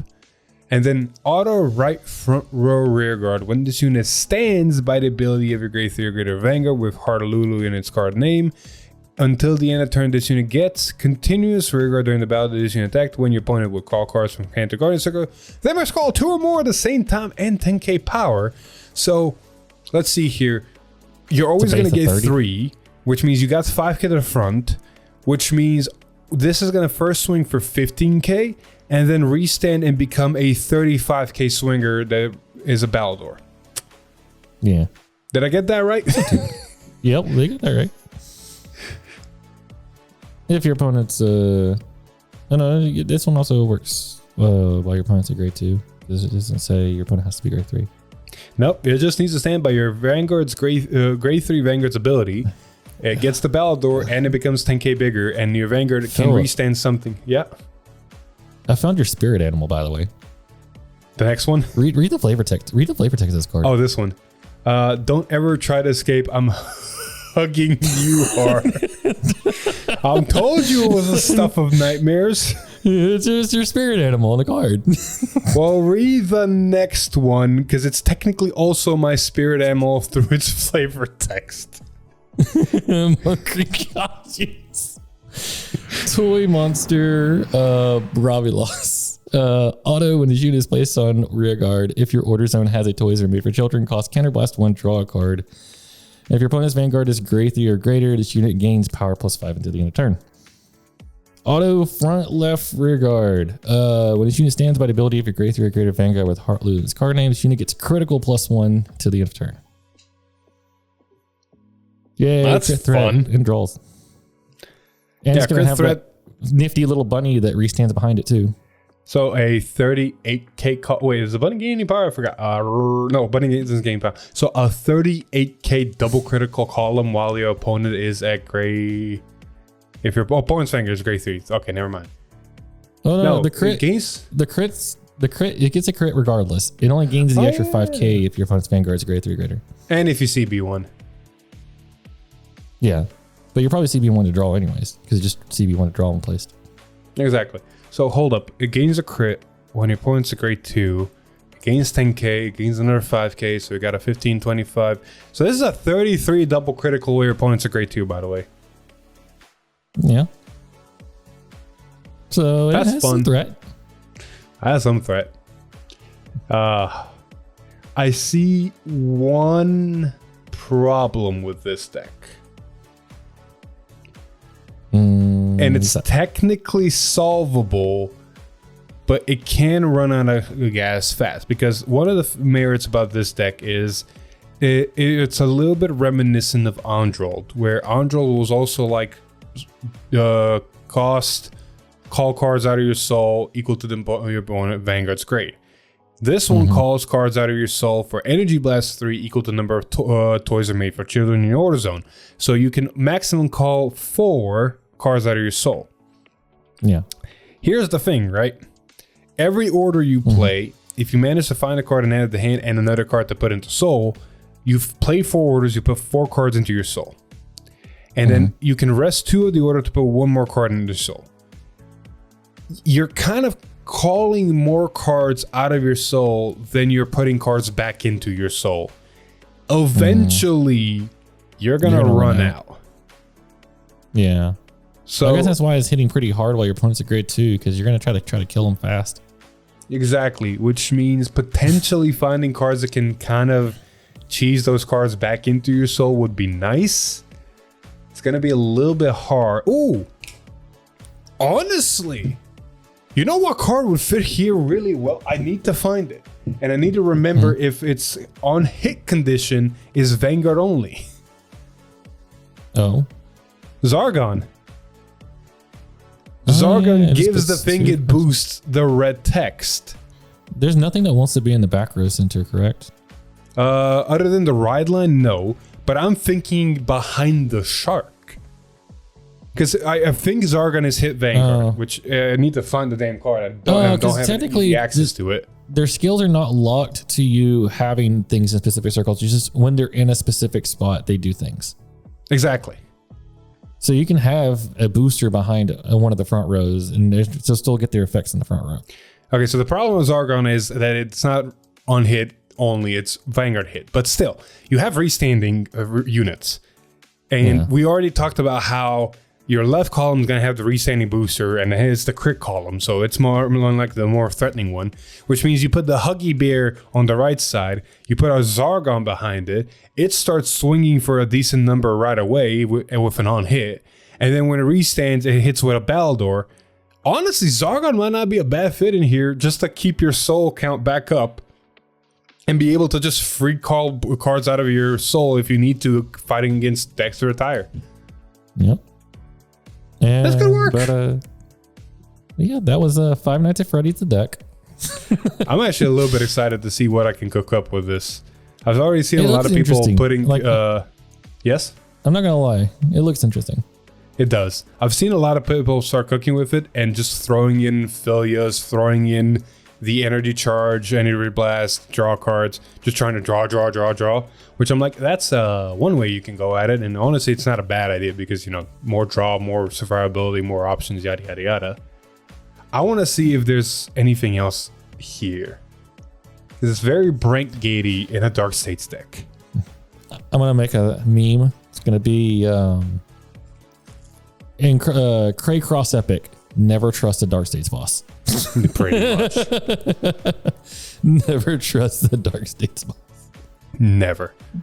Because more than likely they're just hiding in Dark States and running from another nation. All right, welcome to the continuation of 243. Jesus Christ. Don't mind us. We changed some shirts. Nothing happened. Everything happened. Everything's fine. Don't worry about it.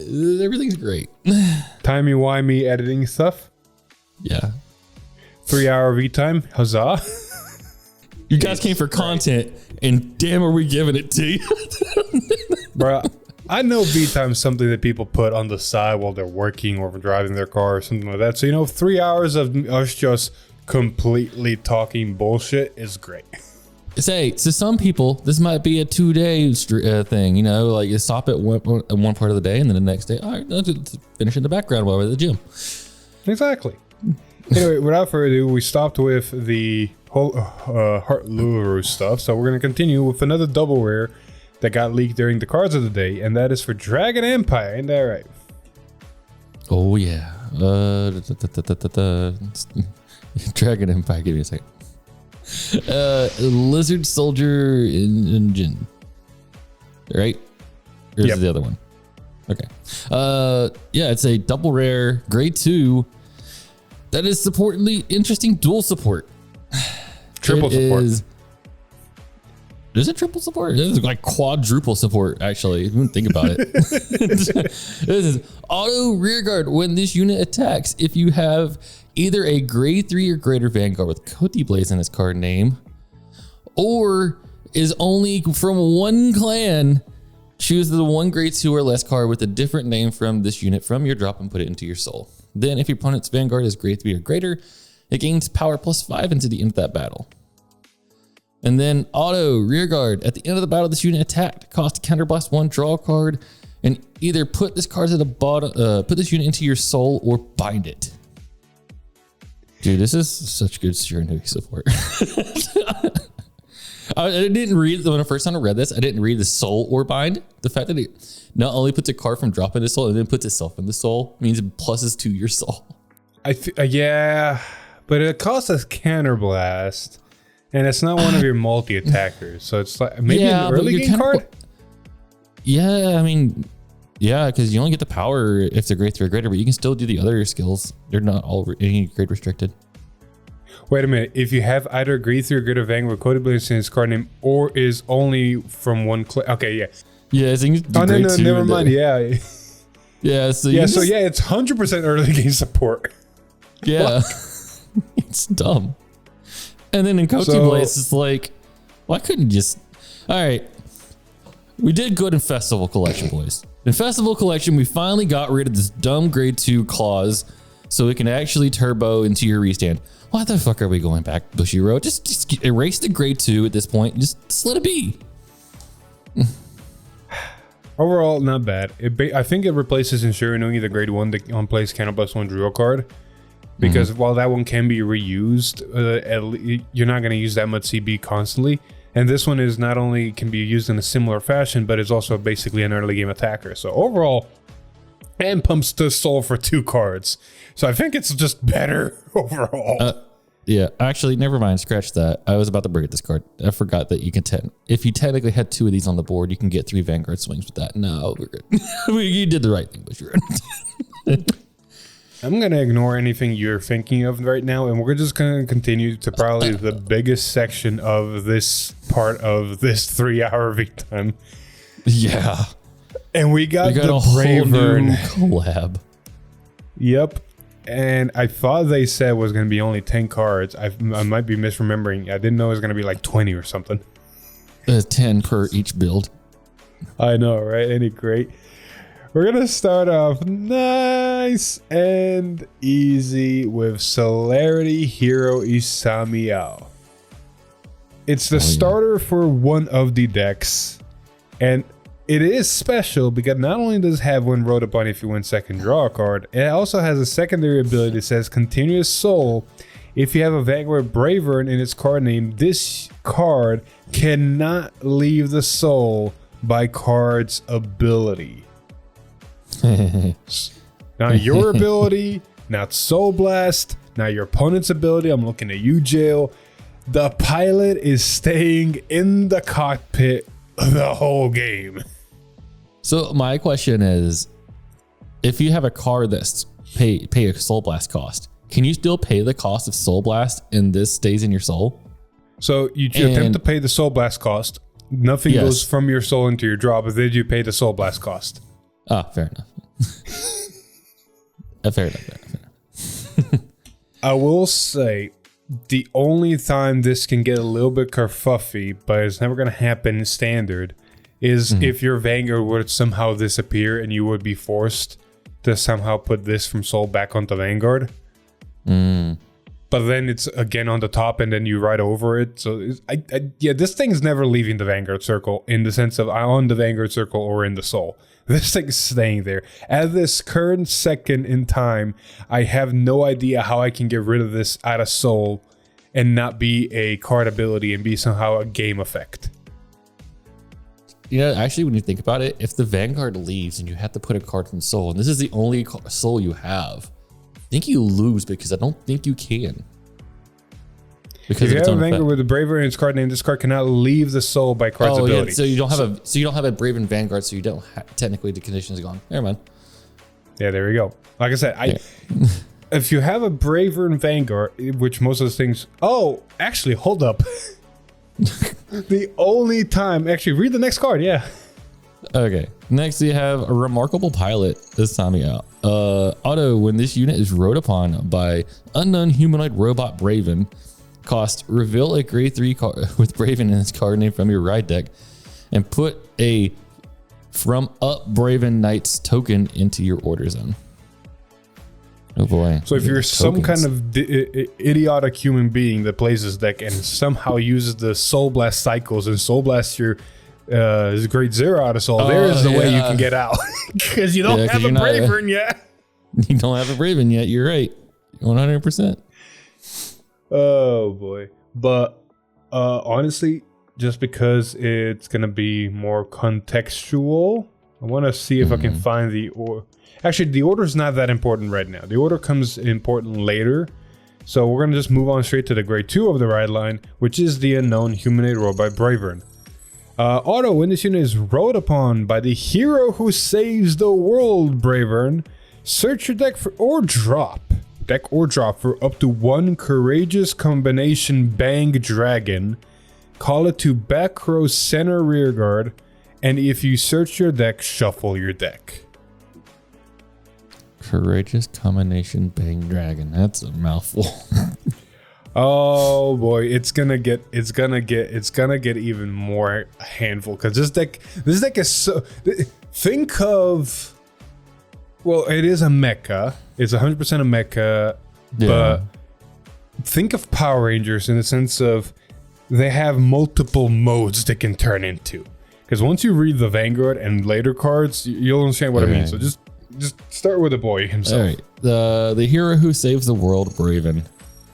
Active Vanguard, D-Legion. Oh, look, we're the D-Legion. 2 great standing side by side. Death Drive Serbia. That's a cool name. Super Dimensional Robo Daikaiser. Oh, Daikaiser. It can Legion with Daikaiser. It can Legion with Daikaiser. Auto Vanguard, once per turn, at the end of the battle, this unit attacked. If this unit is in D Legion and your soul has a card with Asami Al in its card name, oh look, the starter that can never leave. Cost counterblast 1 and discard a card from your hand. Stand this unit and it gains power plus 10,000 drive plus drive minus 1 until the end of the turn. Oh, so it's basically Dayusha. It's better Dayusha because Dayusha loses all drive checks. This thing only loses 1 drive check. Yeah, but you had to. Well, it's discard a card, but the other one was put a card from hand in the soul, so it built a resource. I don't know. It's what it is. It's the same difference. And then you can Legion with the new card we're going to read here in a second, or Daikaiser, which means you do have access to the whole Energy Blast for Move Guardians ability. You don't have the Guard Break, because unless you find a way to put the Court Kaiser into your soul, that's not happening. And this deck does not run around the base, so pulling the base, like, it's complicated. You could potentially put the Core Kaiser into Soul, but it's more convoluted if you just play the normal deck, which means you do have access to the Energy Blast 3 and remove a Guardian from the rear guard circle. Okay. So now though, that art is just throwing me off. I'm scrolling down. I love the card it Legions with, and I was like, man, that art style just completely different from the other. We'll get to that. We'll get to that, buddy. We'll get to that. We had a couple other cards that got leaked before the Legion mate. Okay. And first, we got to look at the Grade 2 Searcher, or technically the card that the Grade 2 ride line searched. Courage Combination Baying Dragon. Act Rearguard. if your Vanguard is exactly the hero who saves the world braver. And so basically it's not in D Legion. Very important. Cost, put this unit into your soul, search your deck or hand or face up from your damage zone for up to 1 explosive courage bang bravern and ride it as stand. If you search your deck, shuffle your deck. If you chose it from your damage zone, put the top card of your deck into your damage zone face up. Okay. So there's an alternate ride? Read the grade 3 that this technically goes, searches, and rides on top of Bravern. Oh, this is interesting art. Explosive courage bang braven. Auto, when this unit is placed by the ability of courage combination bang dragon, this unit gains power plus 5,000, drive plus 1 until the end of turn. And then auto Vanguard, at the end of the turn, choose a hero who saves the world, Braven, from your soul. Ride it as rest. Choose a courage combination bang driver from your drop. Call it to back row center as rest. This is mandatory to do as much as possible. Oh, so you basically, for a turn, you can go into this. But for a turn, you can go into this, get an extra drive check and power, and then go back into the other guy. Alex, not even for a turn. Going first, while your opponent's at grade 2, you can have an 18k triple driving Vanguard. Yeah. And then you go back to the other Bravern and then just Legion the next turn when your opponent's at grade 3 and you can do it. And you either Legion, like we said, with either that Kaiser or this grade 2 Legion made 2 great standing side by side Death Drives Superbia. Auto Vanguard Rear Guard. When this unit attacks, if your order zone has either from up Brave Knights or form up Brave Knights or Soul Stirring Fierce Competition, cost counter plus 1, draw a card, and if your opponent's Vanguard is grade 3 or greater, all of your front row units get power 5k until the end of turn. Sorry, you get. So the player gets the ability of a half persona ride. And then auto Vanguard at the start of your ride phase. If this unit is in D Legion, Energy Blast 3, search your deck or drop for up to 1 beyond the burst of courage, burn brave big bang, ride it as stand, and if you search your deck, shuffle your deck. There's another grade 3 that rides? Jesus Christ. No, it's a grade 4. The grade 4. Oh, that's the grade 4. Oh my, wait, there's another grade 4 than the one I saw. So basically at the start of your, so you D Legion, you do your D Legion turn, and then next turn at the start of your ride phase, you can go into the grade 4. And what does the grade 4 do? All right, because let's go even further beyond where the D robos, right? Behind the burst of courage, burn brave big bang. God, it's a mouthful. This card cannot be ridden other than by the abilities of 2 great standing side by side Death Drive Serbia. Auto, when this unit is placed on Vanguard, this unit gains all of the following until the end of turn. At the end of that turn, choose the one who saves the world Braven from your soul and ride it as rest. Continuous Vanguard. All of your front row units gain 10,000 power. Oh, it's a persona red. Auto Vanguard. Once per turn. At the start of your battle that this unit attacked, if your soul has a starter, or another card with it, and its card name, cost counterblast 1, stand this unit, and it gets drive -2. Is this triple drive? Jesus. It is. Auto Vanguard, once per turn. When this unit stands by your card's ability, discard a card from your hand, and this unit gains power plus 10,000 until the end of turn. Hey, look. It's like a Varga, but better. So wait, does this happen with the Legion? Start of your ride phase. So you Legion, and then the following turn, he just jumps into this. Bro, like legitimately, this is such a weird ass deck because all the cards we just read are only Vanguard centric. We're gonna get to the rear guards here in a bit, but all of these are Vanguard centric, right? And it's so cool because if you go first, your ride lane finds the fucking combination thing. So now you have an 18k grade 2 turn Triple on driving. just the Vanguard column.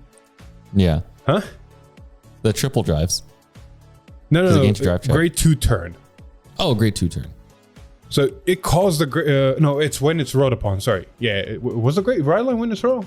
Yeah, when it's from. Sorry. Now you're My going back mistake. to reread all this crap. Hold on a minute. Yeah, my mistake. So when you go into your grade 3, right, and your opponent's a grade 2 because you went first, you put the fucking grade 1 into your soul, you go grab the grade 3, and now you have an 18k triple driving Vanguard. And then you ride the original Bravern, you wait a turn, they do their grade 3 turn, it comes back to your turn, you de-legion, you do some bullshit, which is, you know, a restanding Vanguard with triple drive, basically, because twin drive, one drive, and then energy blast 3 and do all this other bullshit. Yeah. And then a half persona ride and I don't know what else.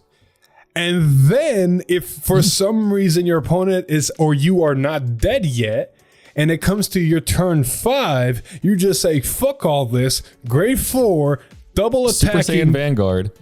Super Saiyan Vanguard, triple drive if a one drive check with a persona ride, and I can also give it 10k on the restand if I want to. Yeah. Oh, and if you still Sunkar survive, I'm going to go back to my Bravern, and if I can get to my turn 6, just de-legion again.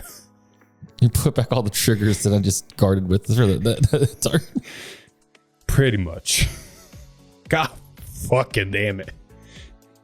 Jesus. Like you said, we haven't even talked about rear guards. This is just the Vanguard stuff. On the bright side, if you're going second, hey, turn 3 de-legion, turn 4 grade 4. Oh, Lon, I hope you have fun with this. It looks fun. I'm going to have fun with this. What are you talking about? I got plans for this. He gets to get... There's 2. Don't forget there's 2 ride lines for Bravern. Oh my This is the god. first one. Just put them against each other.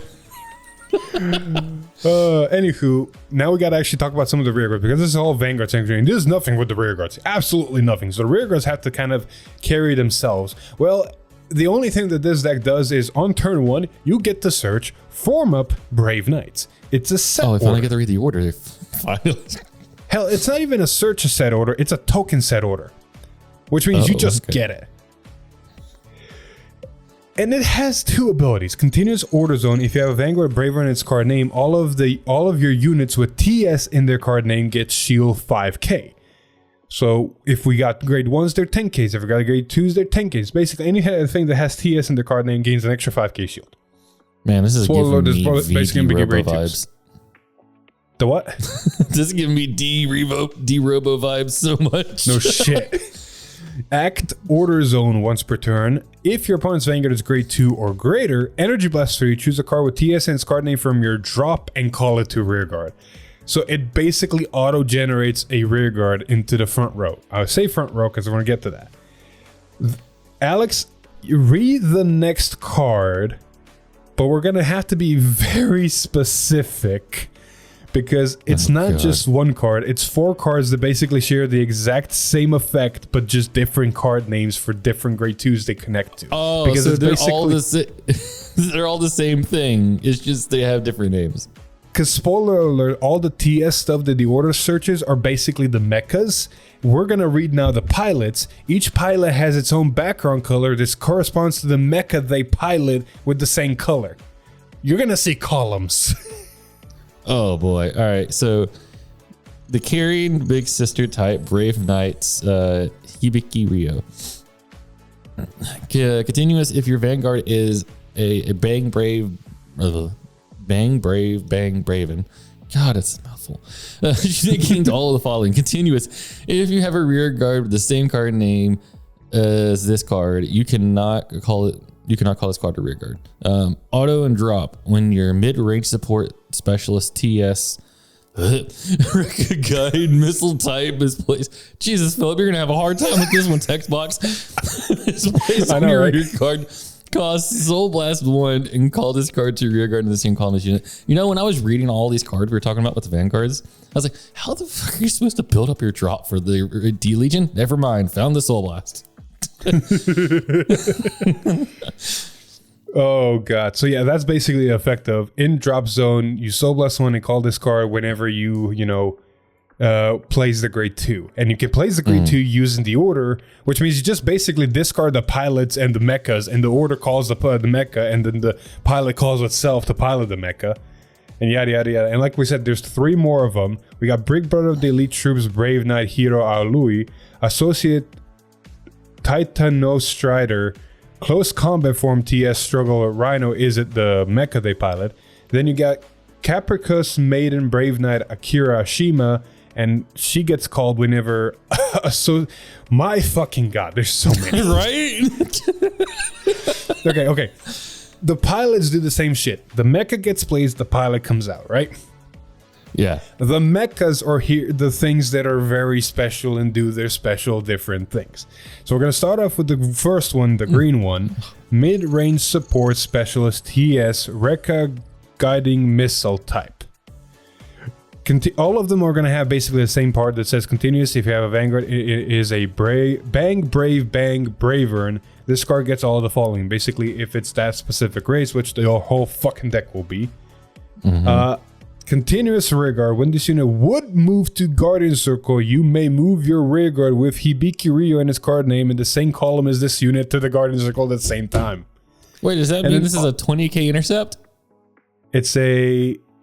No, this is the only thing that has TS in its card name, so it's a 15k intercept. Okay. So it's a 15k intercept. Okay. Yes. Still. Because of the order. Agreed. And then auto rearguard once per turn when this unit attacks a grade 3 or greater unit while boosted by unit with Brave Knights in their card name. Doesn't have to be specifically the card. This unit gets power 5 until the end of turn. If its boosted unit has Hibiki Ryo in its card name until the end of that battle, your opponent cannot intercept. And when your opponent will call cards from hand to Guardian Circle, they must call 2 or more at the same time. Battledore. It's a fucking battle. It's a 15k boosted by 8k. It's a 23k column Battledore. All right. And your effects are like giving persona rides, so it's probably gonna be like 33 or more because you're probably gonna throw your triggers on this. Or 28 or 30. Yeah, basically. Just get to the next one. Also, for TSA warning, for anybody that's playing this deck that likes to read your names and regionals, don't do it. You're gonna don't do it. I'm reading all this. Jesus Christ. Close combat form TS struggle rhinos. Continue to your Vanguard as a bang, Braven and gains all abilities. Continuous rearguard. When this unit would move to Guardian Circle, you can also move the pilot that goes with it to the Guardian Circle at the same time, like the other one. Auto rearguard. When this unit attacks a grade 3 or greater, boosted by a unit with Brave Knights in its card name, it gains power +5 until the end of turn. If it is boosted by a hero Alui in its card name, you may soul charge 1. Well, it's just soul build up to keep calling these fuckers out. Well, you got the soul. Just look at all the stuff you're writing with the Vanguard, rewriting and all that. You got plenty of soul. We don't need this. I know, right? What's the next one? Moving on. We got the next one. Guerrilla Warfare. Gorilla? Special. Huh? It's guerrilla warfare. No, it's Guriel. Because gorilla is spelled with an O. Yeah. Oh, it's still pronounced Guerrilla. Never mind. Guerrilla Warfare Specialist TS Rekka Akira Custom. All of these are going to basically have the same things of, can only have the abilities if you're in this race. You move your pilot to the Guardian Circle to be 15k Interceptor. If you're boosted by a Brave Knight, it gets 5k. This is the only part that's different. This is also once per turn ability for this one specifically. If the boosting unit is Akira Mashima in its card name, at the end of the battle, stand all of your rearguards in the same column as this unit, and this unit gets continuous rearguard. This unit cannot attack your opponent's Vanguard, but it can attack your opponent's back row unit until the end of turn. Oh, great. More things to kill the blast token. Thanks, I was about to say that. Thanks. And it's actually a beefy rearguard. God bless it. It's a probably 28 to 33, if not more, column. Yeah. Oh, if they're going against blast, they're probably just saying, "Now screw this. So I'm going to swing with my Vanguard, your Vanguard, throw all the triggers onto it, and then swing this at your rearguard." Oh, look, I hit an OT. First, I'm going to hit your Vanguard with this OT. Activate the ability, restand, blast token 100 million. Yeah. Just read the Correction, it's last Brent one. Well, now, yeah, it's about 100 million. It wouldn't be 200 million. But yeah, okay. Heavy Assault type TS Dingo. Same shtick. Hit Bang Raven, gains skills, intercept. When you get a boost by a Brave Knight, gains 5k. If the boosted unit is Shelly Roland in his card name, until the end of your opponent's next turn, this unit cannot be retired by your opponent's card effects and gets shield +5. There's the There's your 20K. 20K. God. All right, Alex, so that was all the rear guards, apparently, or at least most of them. But we're not done yet. I want to say, I see another rear guard here, looks like. We got a couple more, all right? We got a couple more cards. The next one is Hero of Justice Brave Knights Lewis Smith. He's a grade 1, right? He's also a Brave Knight, so he can facilitate the cost for any of the mechas we talked about of then gaining 5k power. But he's got 3 abilities that if you have a Vanguard, Brave Bang Bang Braver in its card name that he gets. Continuous, if you have a rear guard with the same name as this card, you cannot call this card to rear guard, yada yada yada. Drop when your top secret new model TS Rising Orthos is placed on your rear guard. Cost Soul Blast 1 and call this card to rear guard in the same column as that unit. And then auto back row rear guard when your grade 3 Greater Vanguard attacks if your soul has a big Brave Bang Braver with either Asami Ao or Lulu in their card names. This unit gets power 5k until in turn, making a 13k booster for that specific unit.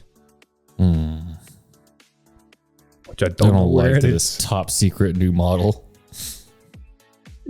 So Alex, what's the top secret model?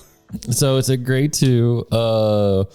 If you have a Bang Braven, this Vanguard gains all the following abilities. Continuous. If you have a rear guard with the same card name as this unit, you cannot call this card to rear guard. Oh, that's a different one. Anyways, confidential model TS Rising Orthos. If you have a Braven, gains all the following abilities. Continuous. When this unit would be moved to Guardian Circle, the same shtick. Auto once per turn when this unit attacks a grade 3 or greater while boosted by a Brave Knight's card in its card name, gains power plus 5. If it's boosted by a Lewis Smith, oh my god, there's a lot of text below this. His card name and your Vanguard is Beyond the Explosive Courage, Burn Brave, Big Braven. I can't remember which one that is. At the end of the battle cost, retire all of your rear guards in the same column as this unit. Search your deck or drop for up to 1 hero who saves the world brave and call it to rear guard. It gets power plus 10,000 to the end of turn if you search your deck, shuffle your deck. What? You good? Beyond the Explosive. Is that the grade 4? Beyond the Explosive is... Courage. Yes, the grade 4. So if you're on the grade 4, you can sack the column after it attacks to search To find for, the original grade 3. and call it to rear guard and give it plus 10. So there's your 5 attacks. Yeah, there's your 5 attacks.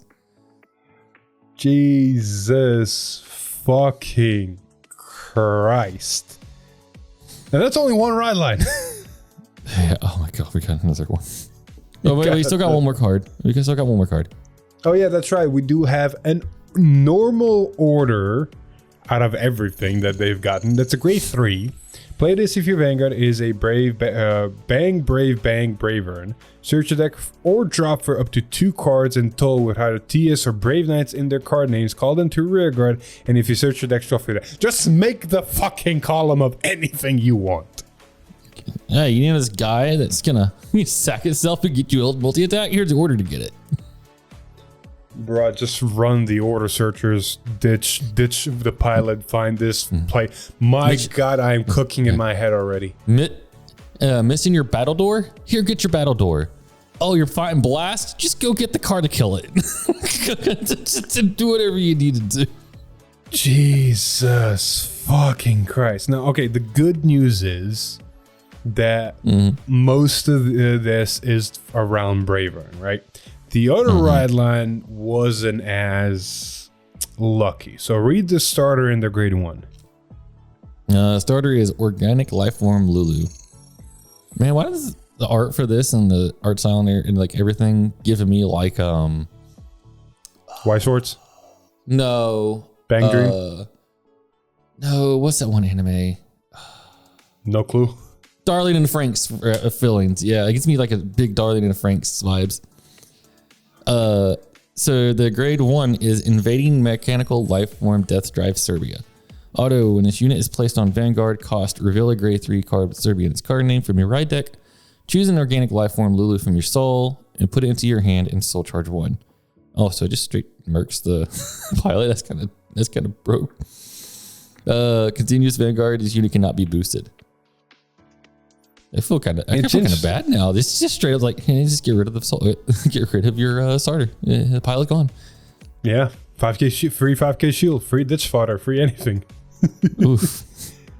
Anyway, the grade 2 then continues with Brandishing Passion, Death Drive Superbia. Auto win this unit is placed by riding from invading mechanical life from Death Drive Superbia. Cost, put an organic life from Lulu from your rearguard or hand into your soul.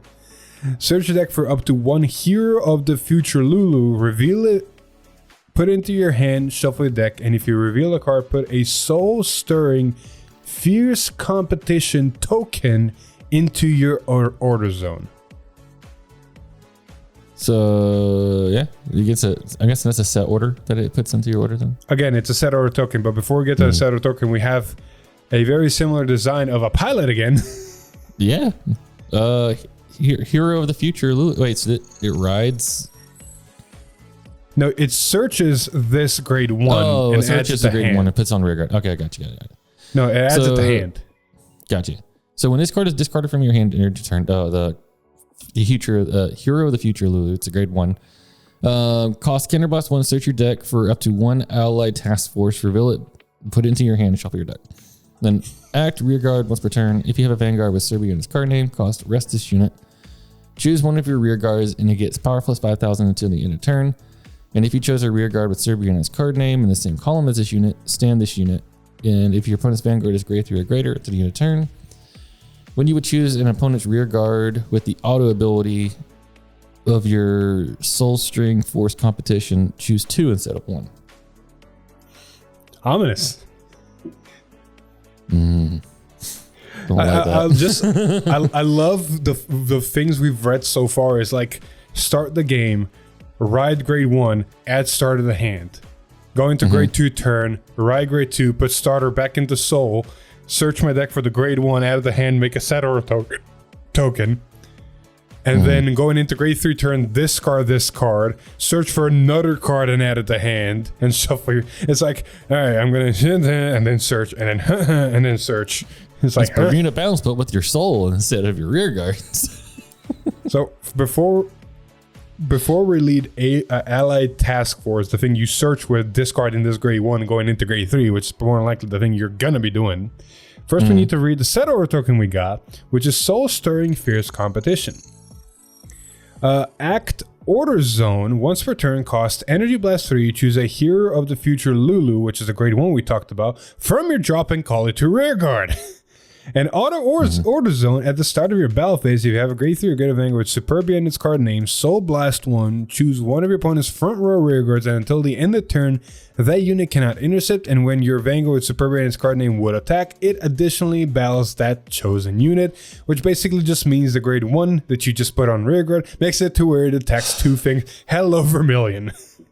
God bless that deck can't get a break. Not one bit. You got a very interesting manga deck. The collapse said, fuck that deck. Poop off the board. No, just everything since the manga deck. Oh, that's a shame. You have that cool rear card. Jeez. Actually, maybe not. Hold up. Choose one of your opponent's front row rear guards. It's only front row rear guards, so you don't have to worry about too much. Still have to worry about it from the other one that's more relevant. So before we continue to Allied Task Force, right? Ride grade 1, add starter to hand. Ride grade 2, put starter in hand, search grade 1. Ditch grade 1 to ride grade 3. Set order ability, call the grade 1 I just ditched to rearguard. Rested, select. What the fuck is going on here? Dun, dun, dun, dun, dun, dun, dun, and we haven't even gotten, right? We haven't even gotten to the fucking grade 3 yet. No. Speaking of grade 3, I shall conquer the path to death and die of Serbia.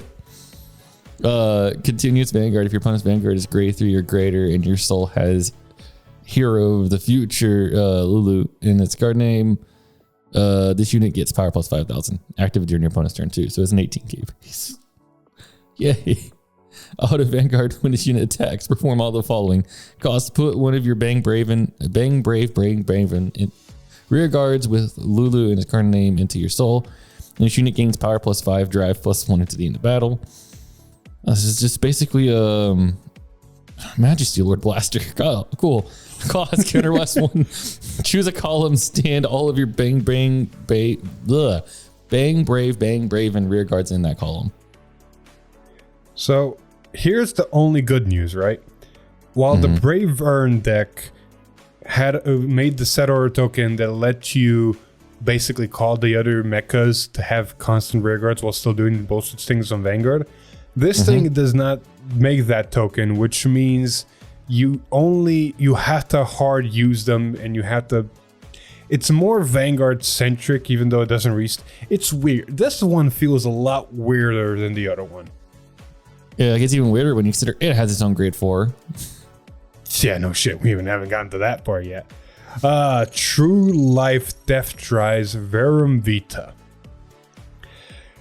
Jesus, it does have triple drive.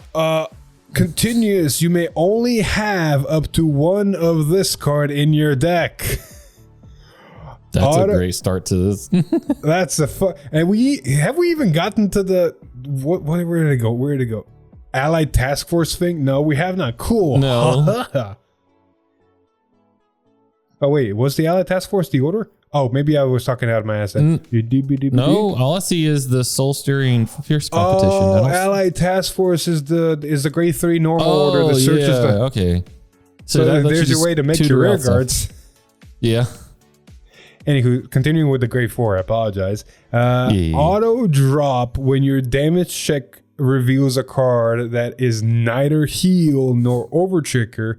If you have a grade 3 Vanguard with Death Drive in its card name and your damage zone has 5 cards, cost to ride this card and the number of cards in your damage zone for you to lose becomes 7 until the end of this fight.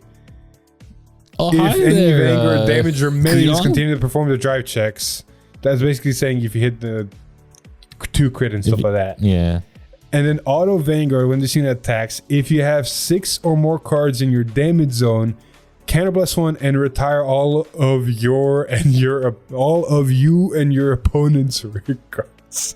What the fuck? So it's basically like, nah, I won't die. I'm just gonna ride into my grade 4. No, it's flavor-fied for anybody that plays RPGs, and you hit the boss and it's like, yay, I won. And then the boss does like a second form and it goes into another fight. Okay. So while that's cool and all, where you basically, if this card is in your drop zone, you don't lose the game like Greedon. It's like, oh, I hit 6. No, I didn't. I do have one issue with this card. What's that? So cool, you survived. You come back to your turn.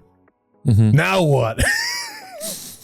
You lost an 18k base Vanguard on defensive turns. You have a board nuke. And that's it. Yeah. And you lost your multi-attack. Uh-huh. On a side note, though, I'm just imagining you're playing this deck, right? And you're going against a Dayusha player that's in D Legion.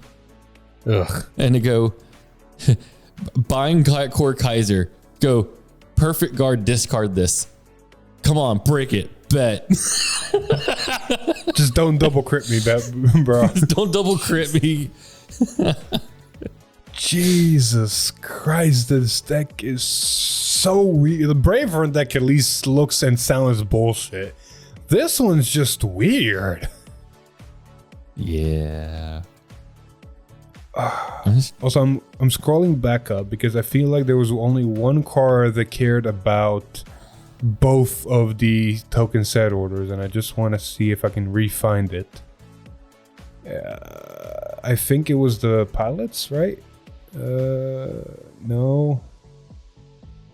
There was one card that had both the set order names in its name and did something. I can't. Oh, no. The Legion mate. That's right. The Legion mate. So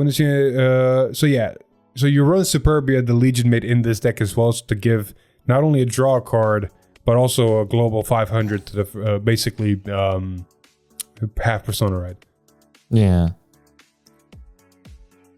Yeah, because you don't de-Legion in that deck, so you don't get the Vanguard skill. No, but you at least get the on-place counter, because this deck's not counterblast. None of the TS shits counterblast. One of them is soul charges. The pilots soul blast one to call themselves. The order to call them is free. And the Superbia Vanguard, the orders are energy blast, which means you gain energy, you lose energy right away. So the Vanguard is the only thing that counterblasts, which means you technically have the free CB to just go draw 5 global half Persona Ride. Jesus Christ. Yeah. And technically inside of this deck, you can Persona Ride the Vanguard. So you can get an actual Persona Ride with it. Right. Which technically Bravern you could Persona Ride.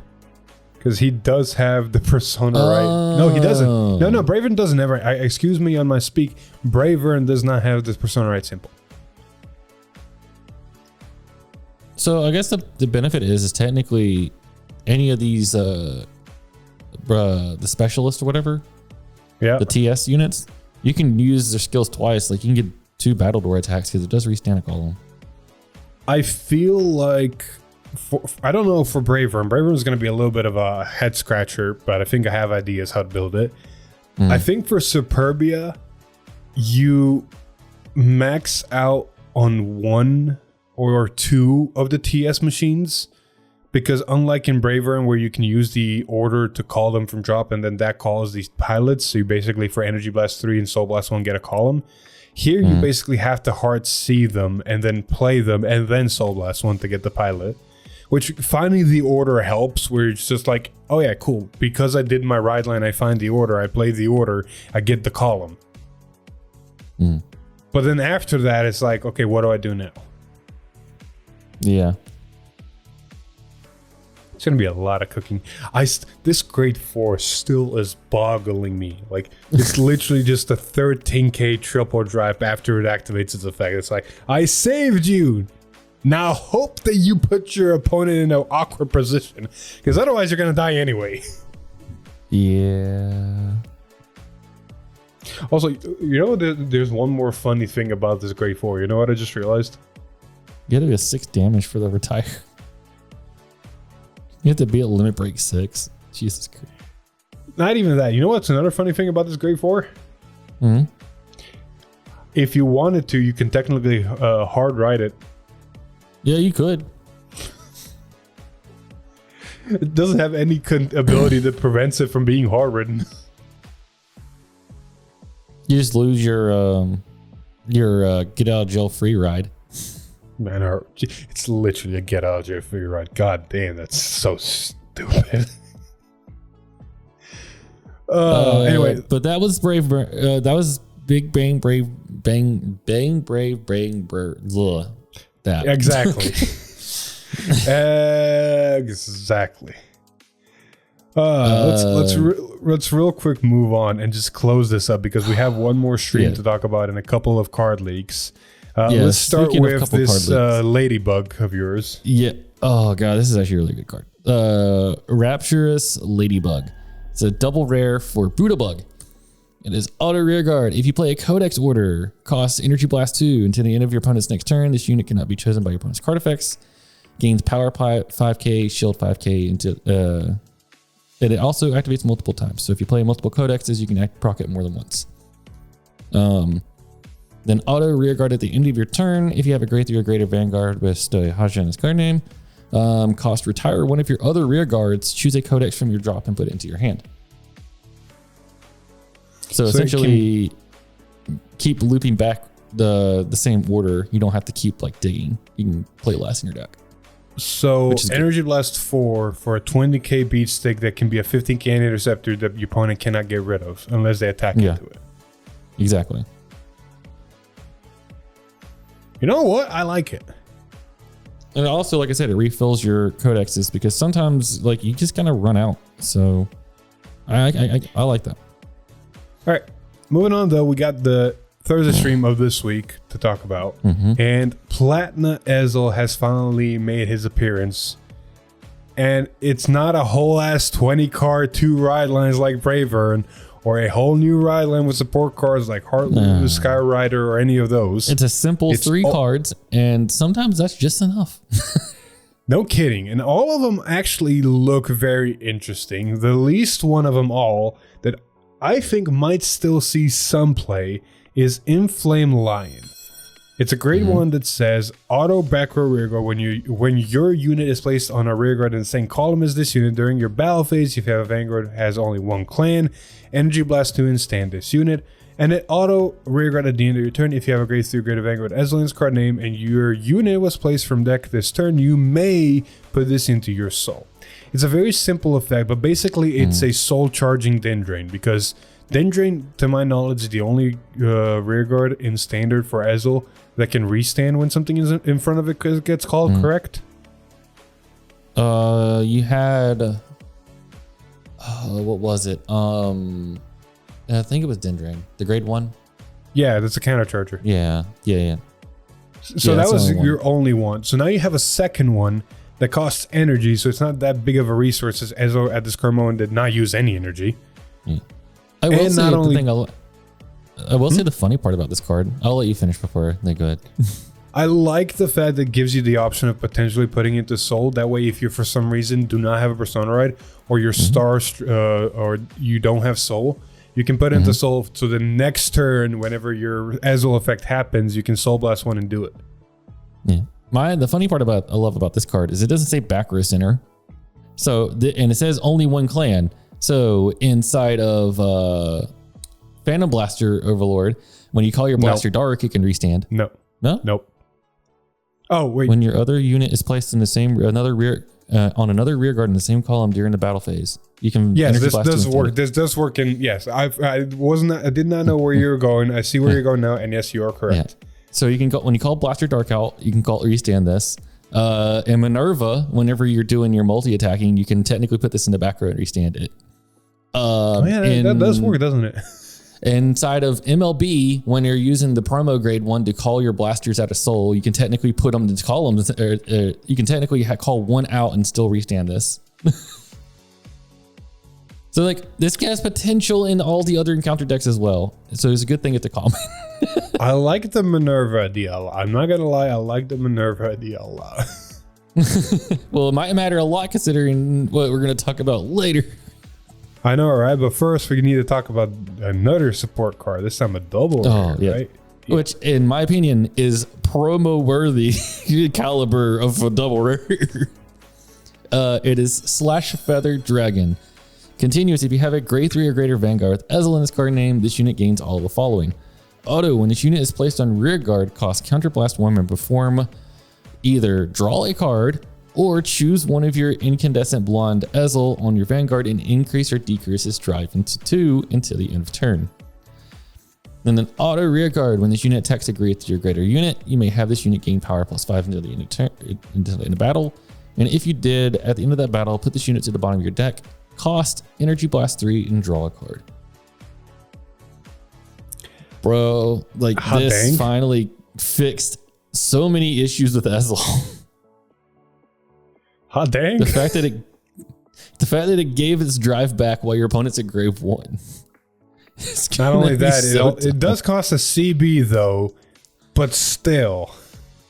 Yeah, but now you know exactly what you're using that CB for when you jump ride. Because your grade 2, your grade 1 already searched the order, and in your grade 2 jump ride, so now you can use the order to look at the top 7 for this if you didn't open with it. Call this. Increase the drive, so now you're twin driving to your opponent's grade 1. I'll be honest, I completely forgot that the grade 1 searched the order because I was seeing some builds running only one of the order. I'm like, why? Oh yeah, that's right. The grade 1 searches it, so it's like you can need to only play one and be you fine. only need one because we're going to talk about later. You can technically get it back on your drop, but yeah. And then once you're on Platina, you're just counterblasting 1 to draw, so you're just still like gaining value out of it when you multi attack with it. Or Energy Blasting 3 at the end of it. Yeah, and drawing cards, yeah. And it empties circles, which is what you want. I don't see any problem with this card. It's great. It's kind of nutty. So before we talk about Platinum, I feel like it's necessary to refresh our memory with Blonde Ezel. Oh, yes, 100%. The Blonde Ezel's whole effect was continuous. You can only ride cards with Ezel in their card names. So it prevented you from jumping to anything else because he jump rode, so it would be kind of busted. Auto Vanguard at the beginning of your ride phase, you have a 3 or less units. Soul Blast 1, look at top 3 cards of your deck, choose up to 1 grade 3 or less unit card from mountain, call it to an open rear guard, and put the rest on the bottom of your deck in any order. And then auto when this unit attacks a grade 3 or greater Vanguard, Cannon Blast 1, look at the 7 cards on top cards of your deck, choose up to 2 grade 3 or less unit cards from mountain, call them to open rear guard, and this unit gets power 10k until the end of turn, and then shuffle your deck. So basically, while you could jump ride, other than filling your board at the beginning of your ride phase, the next turn after that, he wasn't really doing much until your opponent was a grade 3. Blazing Lion Platinum Ezel. Continuous Vanguard. If your soul has an incandescent line Blonde Ezel, this unit gets all of its continuous and all of its auto abilities and power 2k. The power 2k is active during your opponent's turn as well. Making it a 15K by the way, base. By the way, it might come up, but the auto and continuous ability things do stack with every copy of Blonde Ezel in your soul. The plus 2k does not. So you're always going to only be a 15k. But the more Blonde Ezel you have in your soul, the more auto and continuous abilities you have. Which we'll get to that. Because Platinum still has Act Vanguard once per turn, cost either Counter Blast 1 or put one of your grade 3 or greater Ezels from rear guard into your soul. Choose a Reign Supreme King of Beasts from your drop, put it into your hand, and this unit gets 5k until the end of turn, making a 20k base. And if your opponent's Vanguard is grade 3 or greater, perform all of the following. This unit gets continuous Vanguard. All of your front row rear guards get power 5k until the end of turn. If you have 4 or more cards in your damage zone, this unit gets critical plus 1. God fucking damn. Although I love the trend that they're doing of all the cross rides except for Glory Maelstrom having a way to get an extra critical.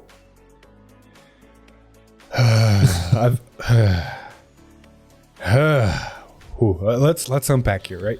15k base at all times, so potent decks are going to be struggling. Gains 5k just by activating the act ability, which is either putting an Ezel into soul to gain the abilities more, or just counterblasting normally, which I feel like is a very counterblast. Exactly, because your original wants to counterblast. Exactly.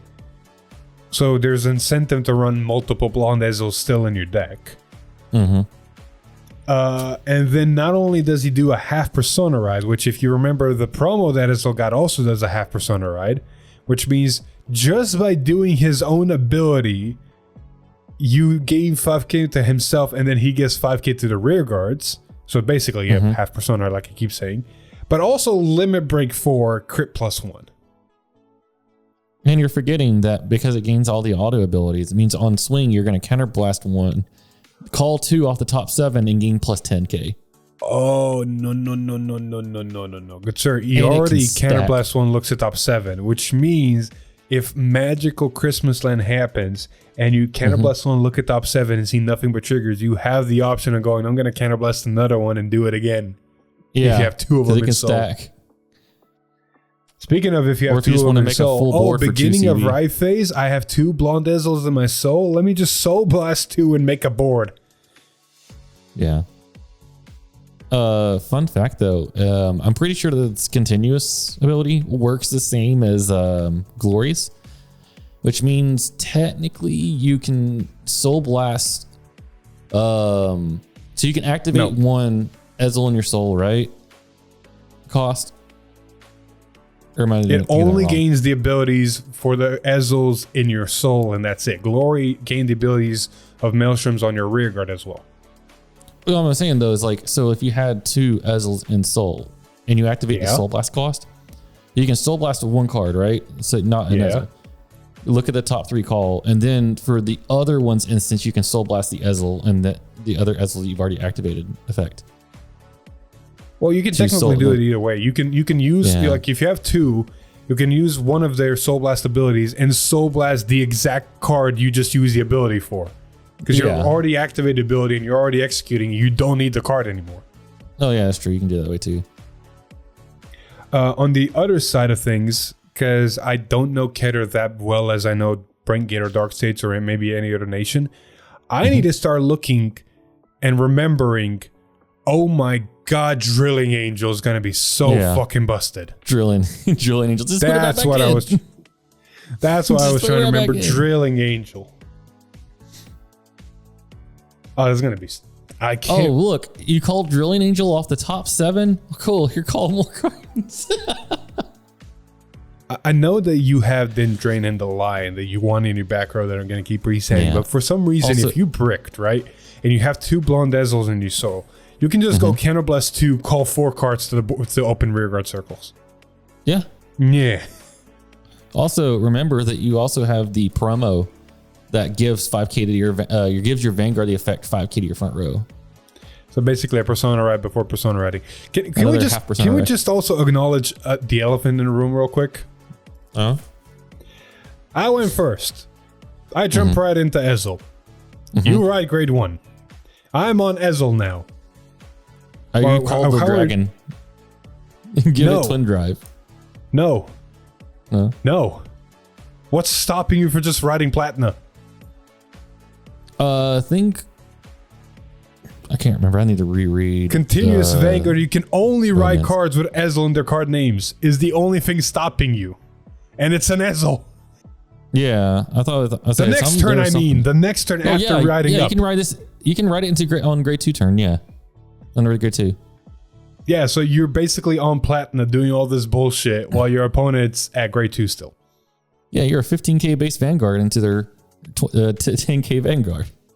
What do you mean 15k base? You're a 20. Does it gain? Oh, yeah, I guess he technically does gain the power from the 5k from that too, yeah. And you're bumping... You're doing an actual really fucking good turn while your opponent's at grade... Not to mention... hope that you're going first. That's all I can tell you. Not to mention, you still have Twin Drive. The only bright side is you're not multi-attacking because of the original Ezel's restrictions still. But that's it. That's the only upside. Otherwise, you're gaining a shit ton of power. And if for if for some magical Christmas land reason your opponent rushed you and OT'd you and put you to limit break 4, oh cool, double damage. Yeah, your opponent has to be grade 3 for that one. The crit and the 5 key to your front row, your opponent has to be grade 3. Oh shit, never mind. But you still get the power. Still, you're 20k right. You still get the 5k 20k power. Vanguard still. Yeah. But yeah, it's still going to hit you like a truck. Still twin drive. You're still twin driving from you're grade 1 all the way up until you finally get the grade 3. So they're getting all the hand advantage. There's so much potential here. I can't wait to test it out. Yep. Anyway, moving on. We got some silhouette support. Oh yeah. Double rare. Supply 9U. It's a grade 1 double rare auto rear guard once per turn. When your other unit in the same column as this unit attacks, if your card was attached to your Vanguard by your ability this turn, you may have the attacking unit gain plus 10,000 power. If you did, at the end of the turn, retire this unit. And then auto drop at the beginning of your battle phase. If you have a grade 3 or greater Vanguard with silhouette in its card name, costs energy blast 3. Call this card to rear guard and it gains power plus 5k. I love Did it it really and need to hate make it the at rear same guards time. threat? Does it really need to make the rear guards threatening? Yes.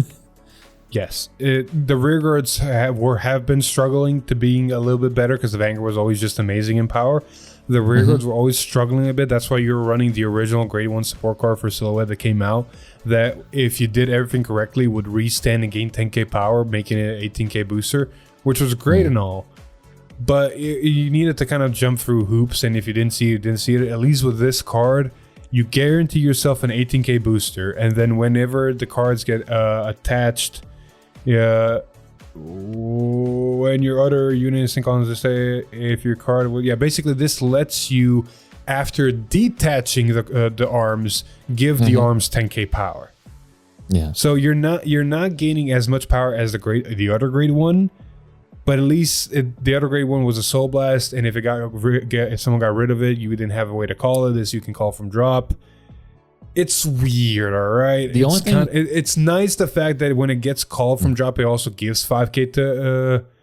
The other issue itself. I have with this card is, wasn't one of the newer arms, like the Drell or something, also an Energy Blast? You're thinking about the promo that gave us 5k to arms and gave us a multi-attack for Energy Blast 3. Yeah, so you're fighting energy costs right there. Exactly, that's the problem that's basically occurring here, and there is no energy charge in Silhouette of that matter. So you're getting this maybe once, maybe twice a game, depending on how things are going. And at that point, maybe the original grade 1 is still better because at least it stays on board and is at 18, then an 8k, then an 18k booster. While this does become a 13k booster and then gives 10k power, which kind of is 23 over 26, so they're the same-ish number. It's just weird, all right? It's just another option. It's not like Cody Blaze, it's not like Buddha Buck, where it's like, oh yeah, I can see this play. This is just like another option for Silhouette. See, that's the problem with Silhouette. The Silhouette has 3 arms right now that always want to be in the front row and doing stuff, which means any and all support that it ever gets has to be grade 1s or grade 2s that have boost. Because nothing else would make sense for the deck. Yeah. Can the Vanguard arm cards from the back row, or does it have to be front row rear guards? It can arm cards from the back row. It can arm cards from anywhere. It's just that most of the times you want to arm from the front row because of unarming and other card abilities that exist. Gotcha. I was just saying, it's like, man, if they ever give it like an arm that has boost, it'd be hilarious. Exactly. It's weird, all right? It's just weird.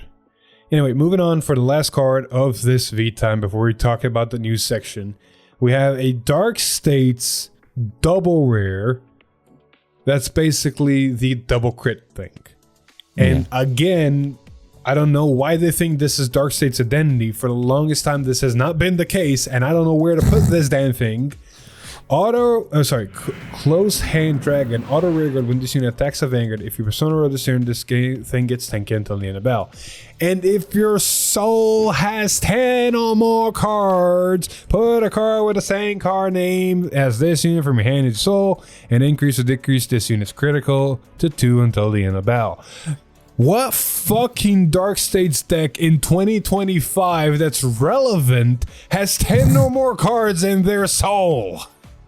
But Paramagnus got a new toy. Hush now. I've literally made a Dark States deck that we're going to be recording here in a bit. And I'm going to tell you very confidently, if I get the 10 or more cards in soul in that thing, I am playing the game wrong. Like, I'm sorry. I have, oh, by the way, you might not be able to see this. I've organized it to where this drawer holds all decks. God fucking damn, this shit looks dense as stuff. AF. Oh, never mind. It doesn't persona right in that deck. I was gonna say, you can technically throw it in grade 4 Bruce, because don't you like accumulate enough soul in there eventually at some point? I don't persona, nor do I accumulate 10 cards in soul for Bruce. Motherfucker, you keep soul blasting 5. You always get to where you need to be, but you're never over 10. Fair enough. God damn, like, how many decks get to 10 anymore? Like, I'm in this drawer of cards, right? Bruce, we just said you're not getting to 10. You're soul blasting constantly. What's this Dark States deck? I don't know. These are generics. Stop giving me generics. God fucking damn it! Stop giving me generics. God fucking they're sucking generics. You know, I love the irony that this card is in such contrast to Stoicheia. Stoicheia is like, if this card was called from draw. You know how easy that is in Stoicheia? It's just like you breathe and that happens. This card, you know how hard it is to get the 10?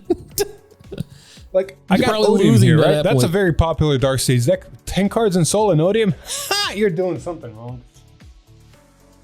Bruce? No. And yes, I do have 2 Bruce decks. Blackmire? Maybe? Blindmire? No, oh, wait, you keep taking your cards out of your soul and binding them. Unica, you keep soul blasting. Eventually we'll find a deck that this can go in. It's just Barra Magnus, yeah. It's just hell.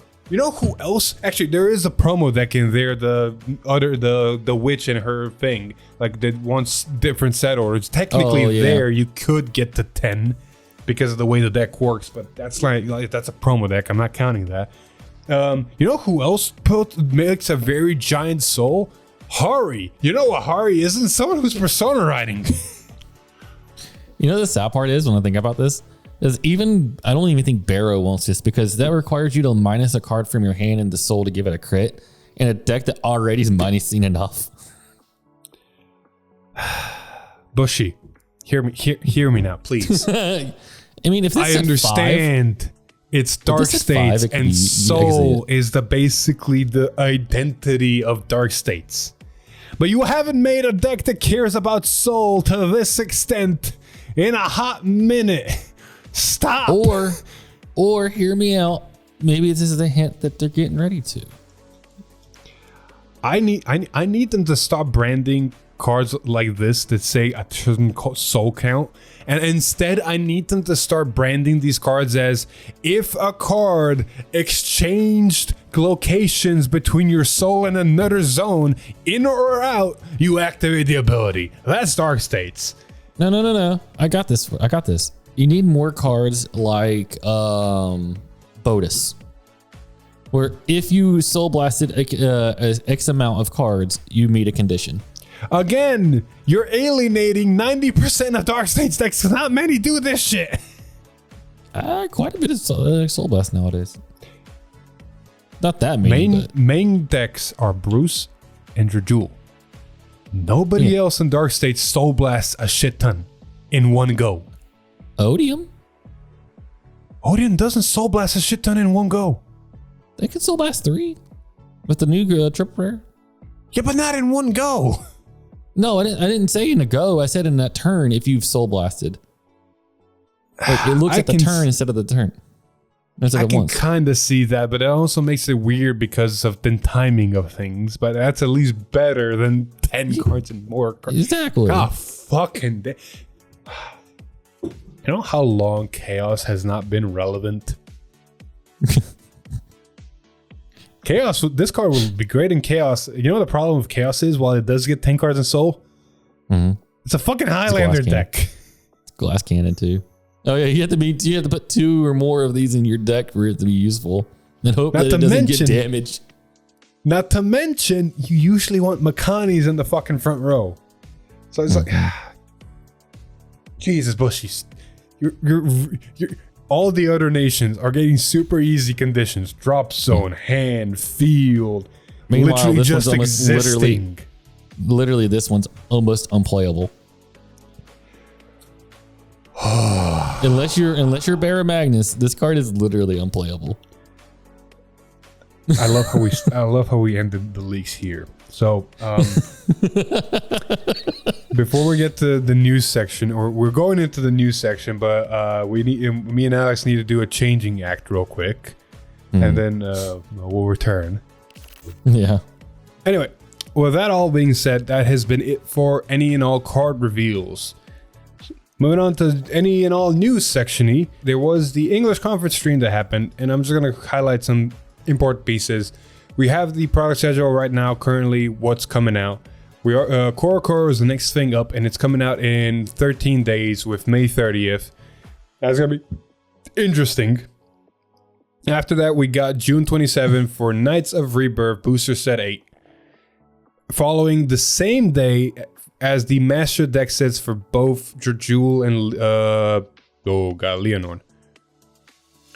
I will say, on a side note, the Bushiroad Springfest participant prize, dude, I can see every lyrical player like loving this. Oh yeah. Moving on, we got July 25th. We got the Festival Booster coming out, and then Alex, you can be excited because August 29th we are getting both of the start decks of Zero Tendo and Shikiote, which means Virgilla and your little Derp Dragon. Derp Dragon, let's go.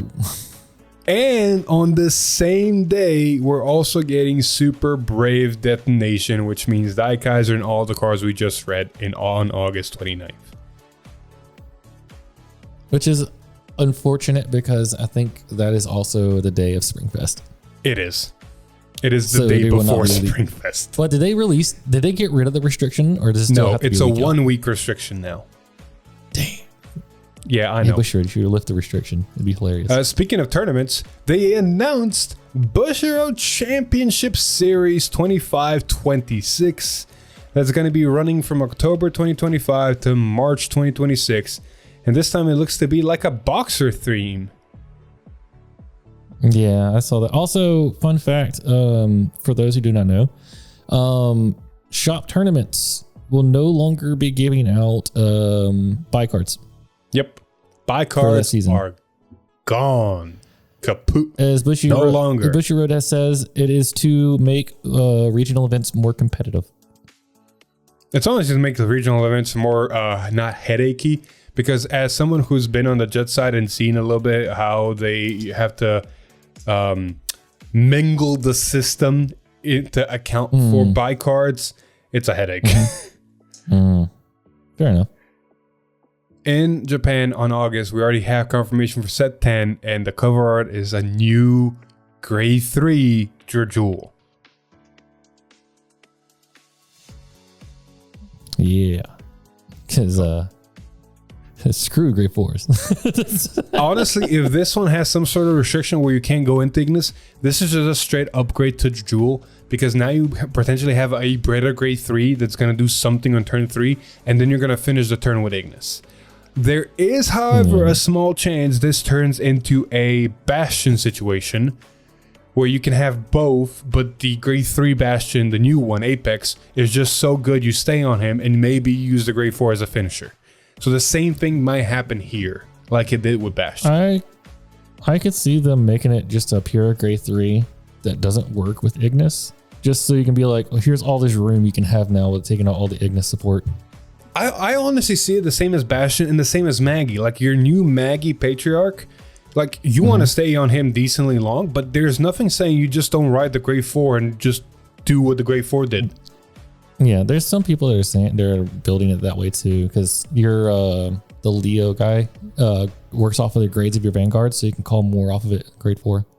Exactly, and then you don't have to use as much CB that the original grade 3 used, because the grade 4 is basically free. Like it's the same, like I said, it's the same mentality as Bastion. Your grade 3 can do a lot of good things. The grade 4 might be used as a finisher. God, I wish I could say the same thing for Bruce. Anywho, with New Jejul also comes the leader, or the past leader of Blackout, and her new boss unit, one who guides towards paradise, non-clear. Non-clear, it was. Yeah. Which, but yeah, it's a new Stoicheia boss. Because more cards for me. I know we don't know anything about the effect. I'm only gonna say the art is giving me PTSD of Bloom. I'm gonna give credit to another content creator I've actually been watching recently. If any of you guys ever watched Godman 00, he actually kind of pointed out that the name is a reference to the number 7. So it might be doing something with number 7. Just constantly top 7 of the deck. That's gonna get Hector pissed off. It will. God, he hated what was it? What's the name of that glitter deck? Brain. Ava, Chaos, Michu, Thegria, Roa, Tamayura, Tamiyura. He hated Tamiyura because I'd always just look at the top 7 for everything. Yeah. He hates anything that looks at top 7. Okay, ignore again the changing of the shirts. We're back with more news. More news. The only extra stuff next to everything else that we covered, and holy shit, there's a lot, is I'm just double checking. Yeah, the only important things that I think need to be mentioned is the fact that the Buddy Fight collab has now been given more information because we're getting a title booster. Are we getting 3 title? Am I understanding this correctly? We're getting 3 title boosters, or just a ride lines in the booster? I think it's a booster. So yeah, it's 1 booster with 3 of the lines, and the lines are Gao Mikaido and Drum Bunker Dragon, Tatsuki Ryuenji and Jackknife Dragon, which is an interesting name, and Kyoya Gain and Demonic Demise Dragon Azid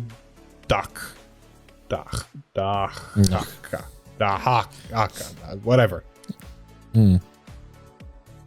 You also have some other fun news outside of Buddy Fight. Which is?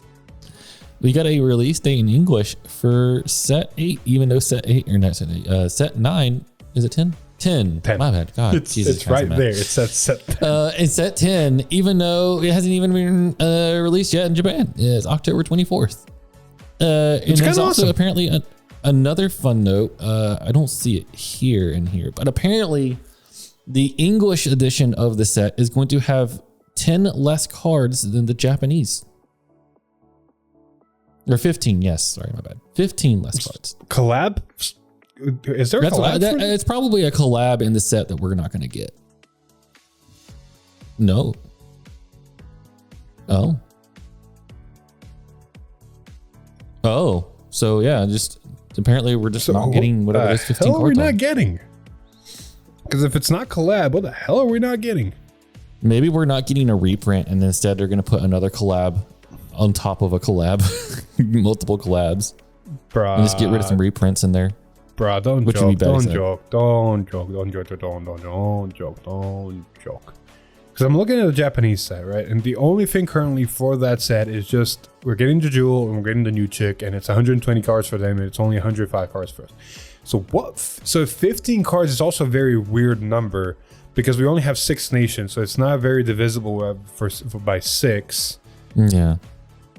This is very strange. Only time will tell, but it does have me slightly concerned. Yeah. Unless the whole English side of excluding reprint cards is the thing, but I doubt it. We also got a date for a strategy presentation. Yes, which more likely none of you will be able to join. Yeah, because it's going to be 7 a.m. on our end, which is... Unless on a Wednesday. For some magical reason, unless I'm not going to work that day, that would be the only time I would be doing that. So yeah, it's June 18th at 1. It's at 8 p.m. in Japan. It's at 1 p.m. if for anybody in Europe. If you're in the UK, it's noon. And then for the East Coast, it's 7 a.m. on a Wednesday. So a very awkward time. Yeah, because isn't that like right before the normal Tuesday stream? Tuesday streams usually happen. Tuesday streams really happen around 2 p.m. my time, 8 p.m. 8 a.m. your time, and they're on a Tuesday or a Thursday, which means it's a day before those would usually happen. So it's like we're getting a Tuesday stream, and then 23 hours later we're getting the product presentation. And then 24 hours later, we're getting the Thursday stream. Which would be a very important product stream because that's going to be the first one for the new season of the anime. So we're going to see information from set 10, probably set 11. I'll hold off until... I feel like we're not going to see anything for set 11. I honestly do feel like we're not going to see anything for set 11. I do feel like it's going to be mostly set... Actually, no. Ignore me. I think we are going to see set 11 because set 10 is going to be dropping by that time. Yeah. So usually they're back-to-back sets for the anime sets. So you probably see set 11 as well. Yeah. All right, cool. Oh, speaking of stuff we're going to see, next Tuesday stream, we're finally getting the last boss unit of set 9, and that is Minerva. And she will be coming out, if I can fucking find a post. Yeah, she'll be coming out with 3 new cards? 3, including her. So yeah, basically an Ezel thing. And fun fact, it is a grade 4 that you would ride normally, not a stride. Which, unless one of the new cards says jump ride, I don't like this. Yeah. Because this is coming back to the... It makes sense because you can leave the striding to the actual stride bearers, and decks that got strides and back in the day can just be grade 4 jump extra like ride ups. But unless it makes sense, and I'm gonna wait and see what they do with it, I don't like it because we've already seen the problems of the speed and the viability of grade 4 decks. Like look at Bruce, look at Mahar. Cheel is barely holding on. Nobody wants to ride a Bastion grade 4 anymore, and Maggie Elder just got fucking replaced like nothing else. Yeah, Not even Kairi wants to go back to grade 4 almost. Yeah, there are some people that are running grade 4 in Maggie, and you can, but I mean, you don't have to run it in there. You can just play without it. I need to see what this thing does before I do Final Judgment, but I don't like where we're starting at. And then after that, we are getting on Thursday generic triple rares for Dragon Empire and Dark States as grade 1s, and a new Regulus piece, Which is a grade 3 and a normal order. Yeah, grade 3 normal order. I want to say that this one's going to be very similar to the Fire Regulus, where you can activate it from drop and it can't play it. Or if you do have to play it, I don't know. I want it to be similar to the Fire Regulus because I feel like we have too many Regulus pieces that are play, and a lot of decks are not revolving around orders that you need to play. So find the space where it's starting to get a little bit tough. Yeah, I honestly don't know what I would want from a new Regulus piece. I mean, let's be honest. Any and all Regulus pieces, we never knew what we wanted. We didn't know we wanted the Regulus piece the Persona Road. Hell knows we didn't know we needed a ladder. Twin Cast was out of the blue. Like, all of them have always been very interesting and introduced very interesting stuff. Hell, even the new Drajul and Leonarn things. Like, the Leonarn one is a little bit disappointing, but the Drajul Regulus piece honestly is getting used because of what it does. It's like every time there's a new Regulus piece, Zorga players, oh god, how do I combo this now? Pretty much. The triple rare generics are going to be interesting because I'm guessing that's going to be the last triple rares for every nation. Is just going to be a cycle of triple rares? I don't think so. Because I think, hold up, I need to check this. My brain is sending some information. Well, then again, Keter already has all 3 of his triple rares and they have more space. That's the point. For that's the point. I don't think there's space anymore. That's what my brain is trying to tell me, but it's like, so there's a blockade of, I can't fucking, the synapses are not connecting for me to fucking remember. And I don't think Brink. So Dragon Empire is missing one, Dark States is missing one, Brenge is missing one, Keter is going to be Minerva here. So unless Keter gets 4, it might miss one. And more likely, no, Keter looks like he's going to get 2 triple rares. Because that's weird, because, hold up. Minerva goes there, grade 1 goes there, because Minerva's a grade 4. Which means either we're getting another triple rare Stoicheia card, or Stoicheia only has 2 so far. Hold up, have we gotten confirmation of how many triple rares are going to be in this set? Yeah, it should have already.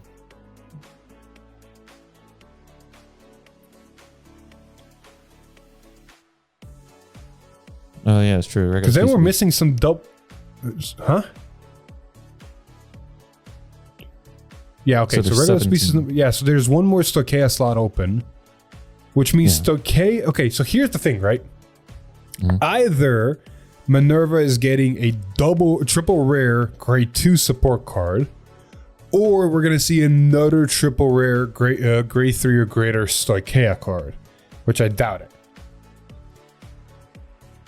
Yeah, I doubt that too, because that would mean that honestly the only thing they could do at this point, because they gave the new ride line and they gave us Buddha Bug support, unless they do a triple rare that is a dual support for clan and Mythiarch, I don't see them doing another triple rare like grade 3 support. I can see it being like another generic cycle in the triple rare slot.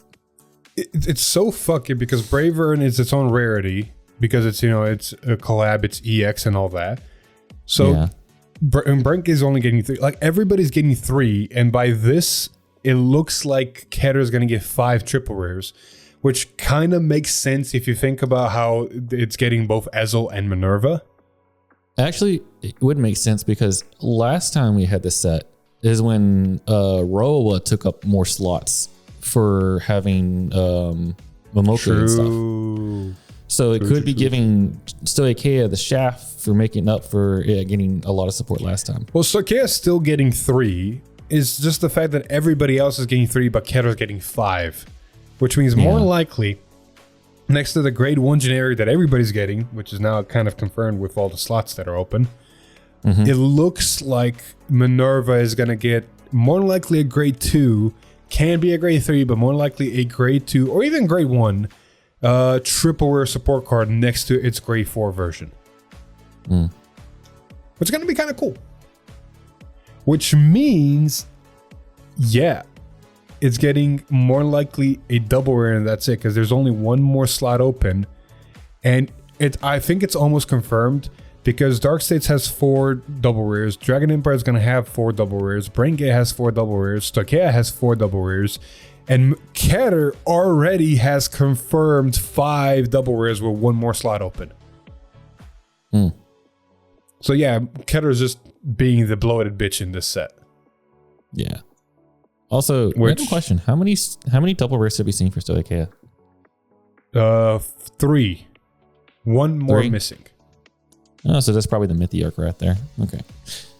Yeah, if Silhouette I got it, Mythiarch more than likely is going to get it. We saw Glass, we saw Cody Blaze.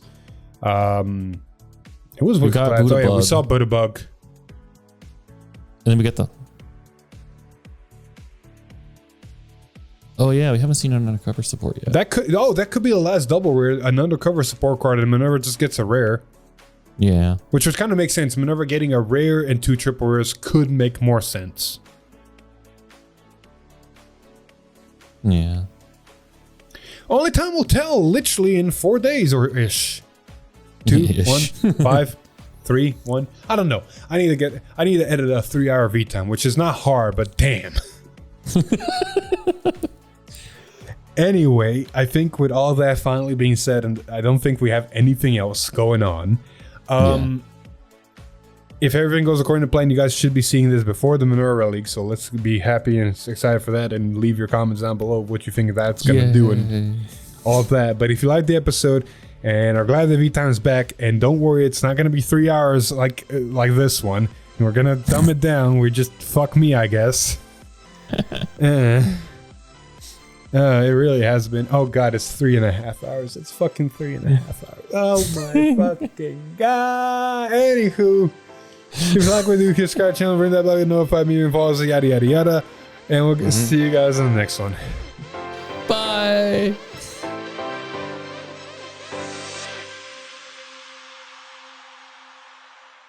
Alex, I need you to make me a promise. We never skip a V-Time ever again. You said that the last time. Ever again.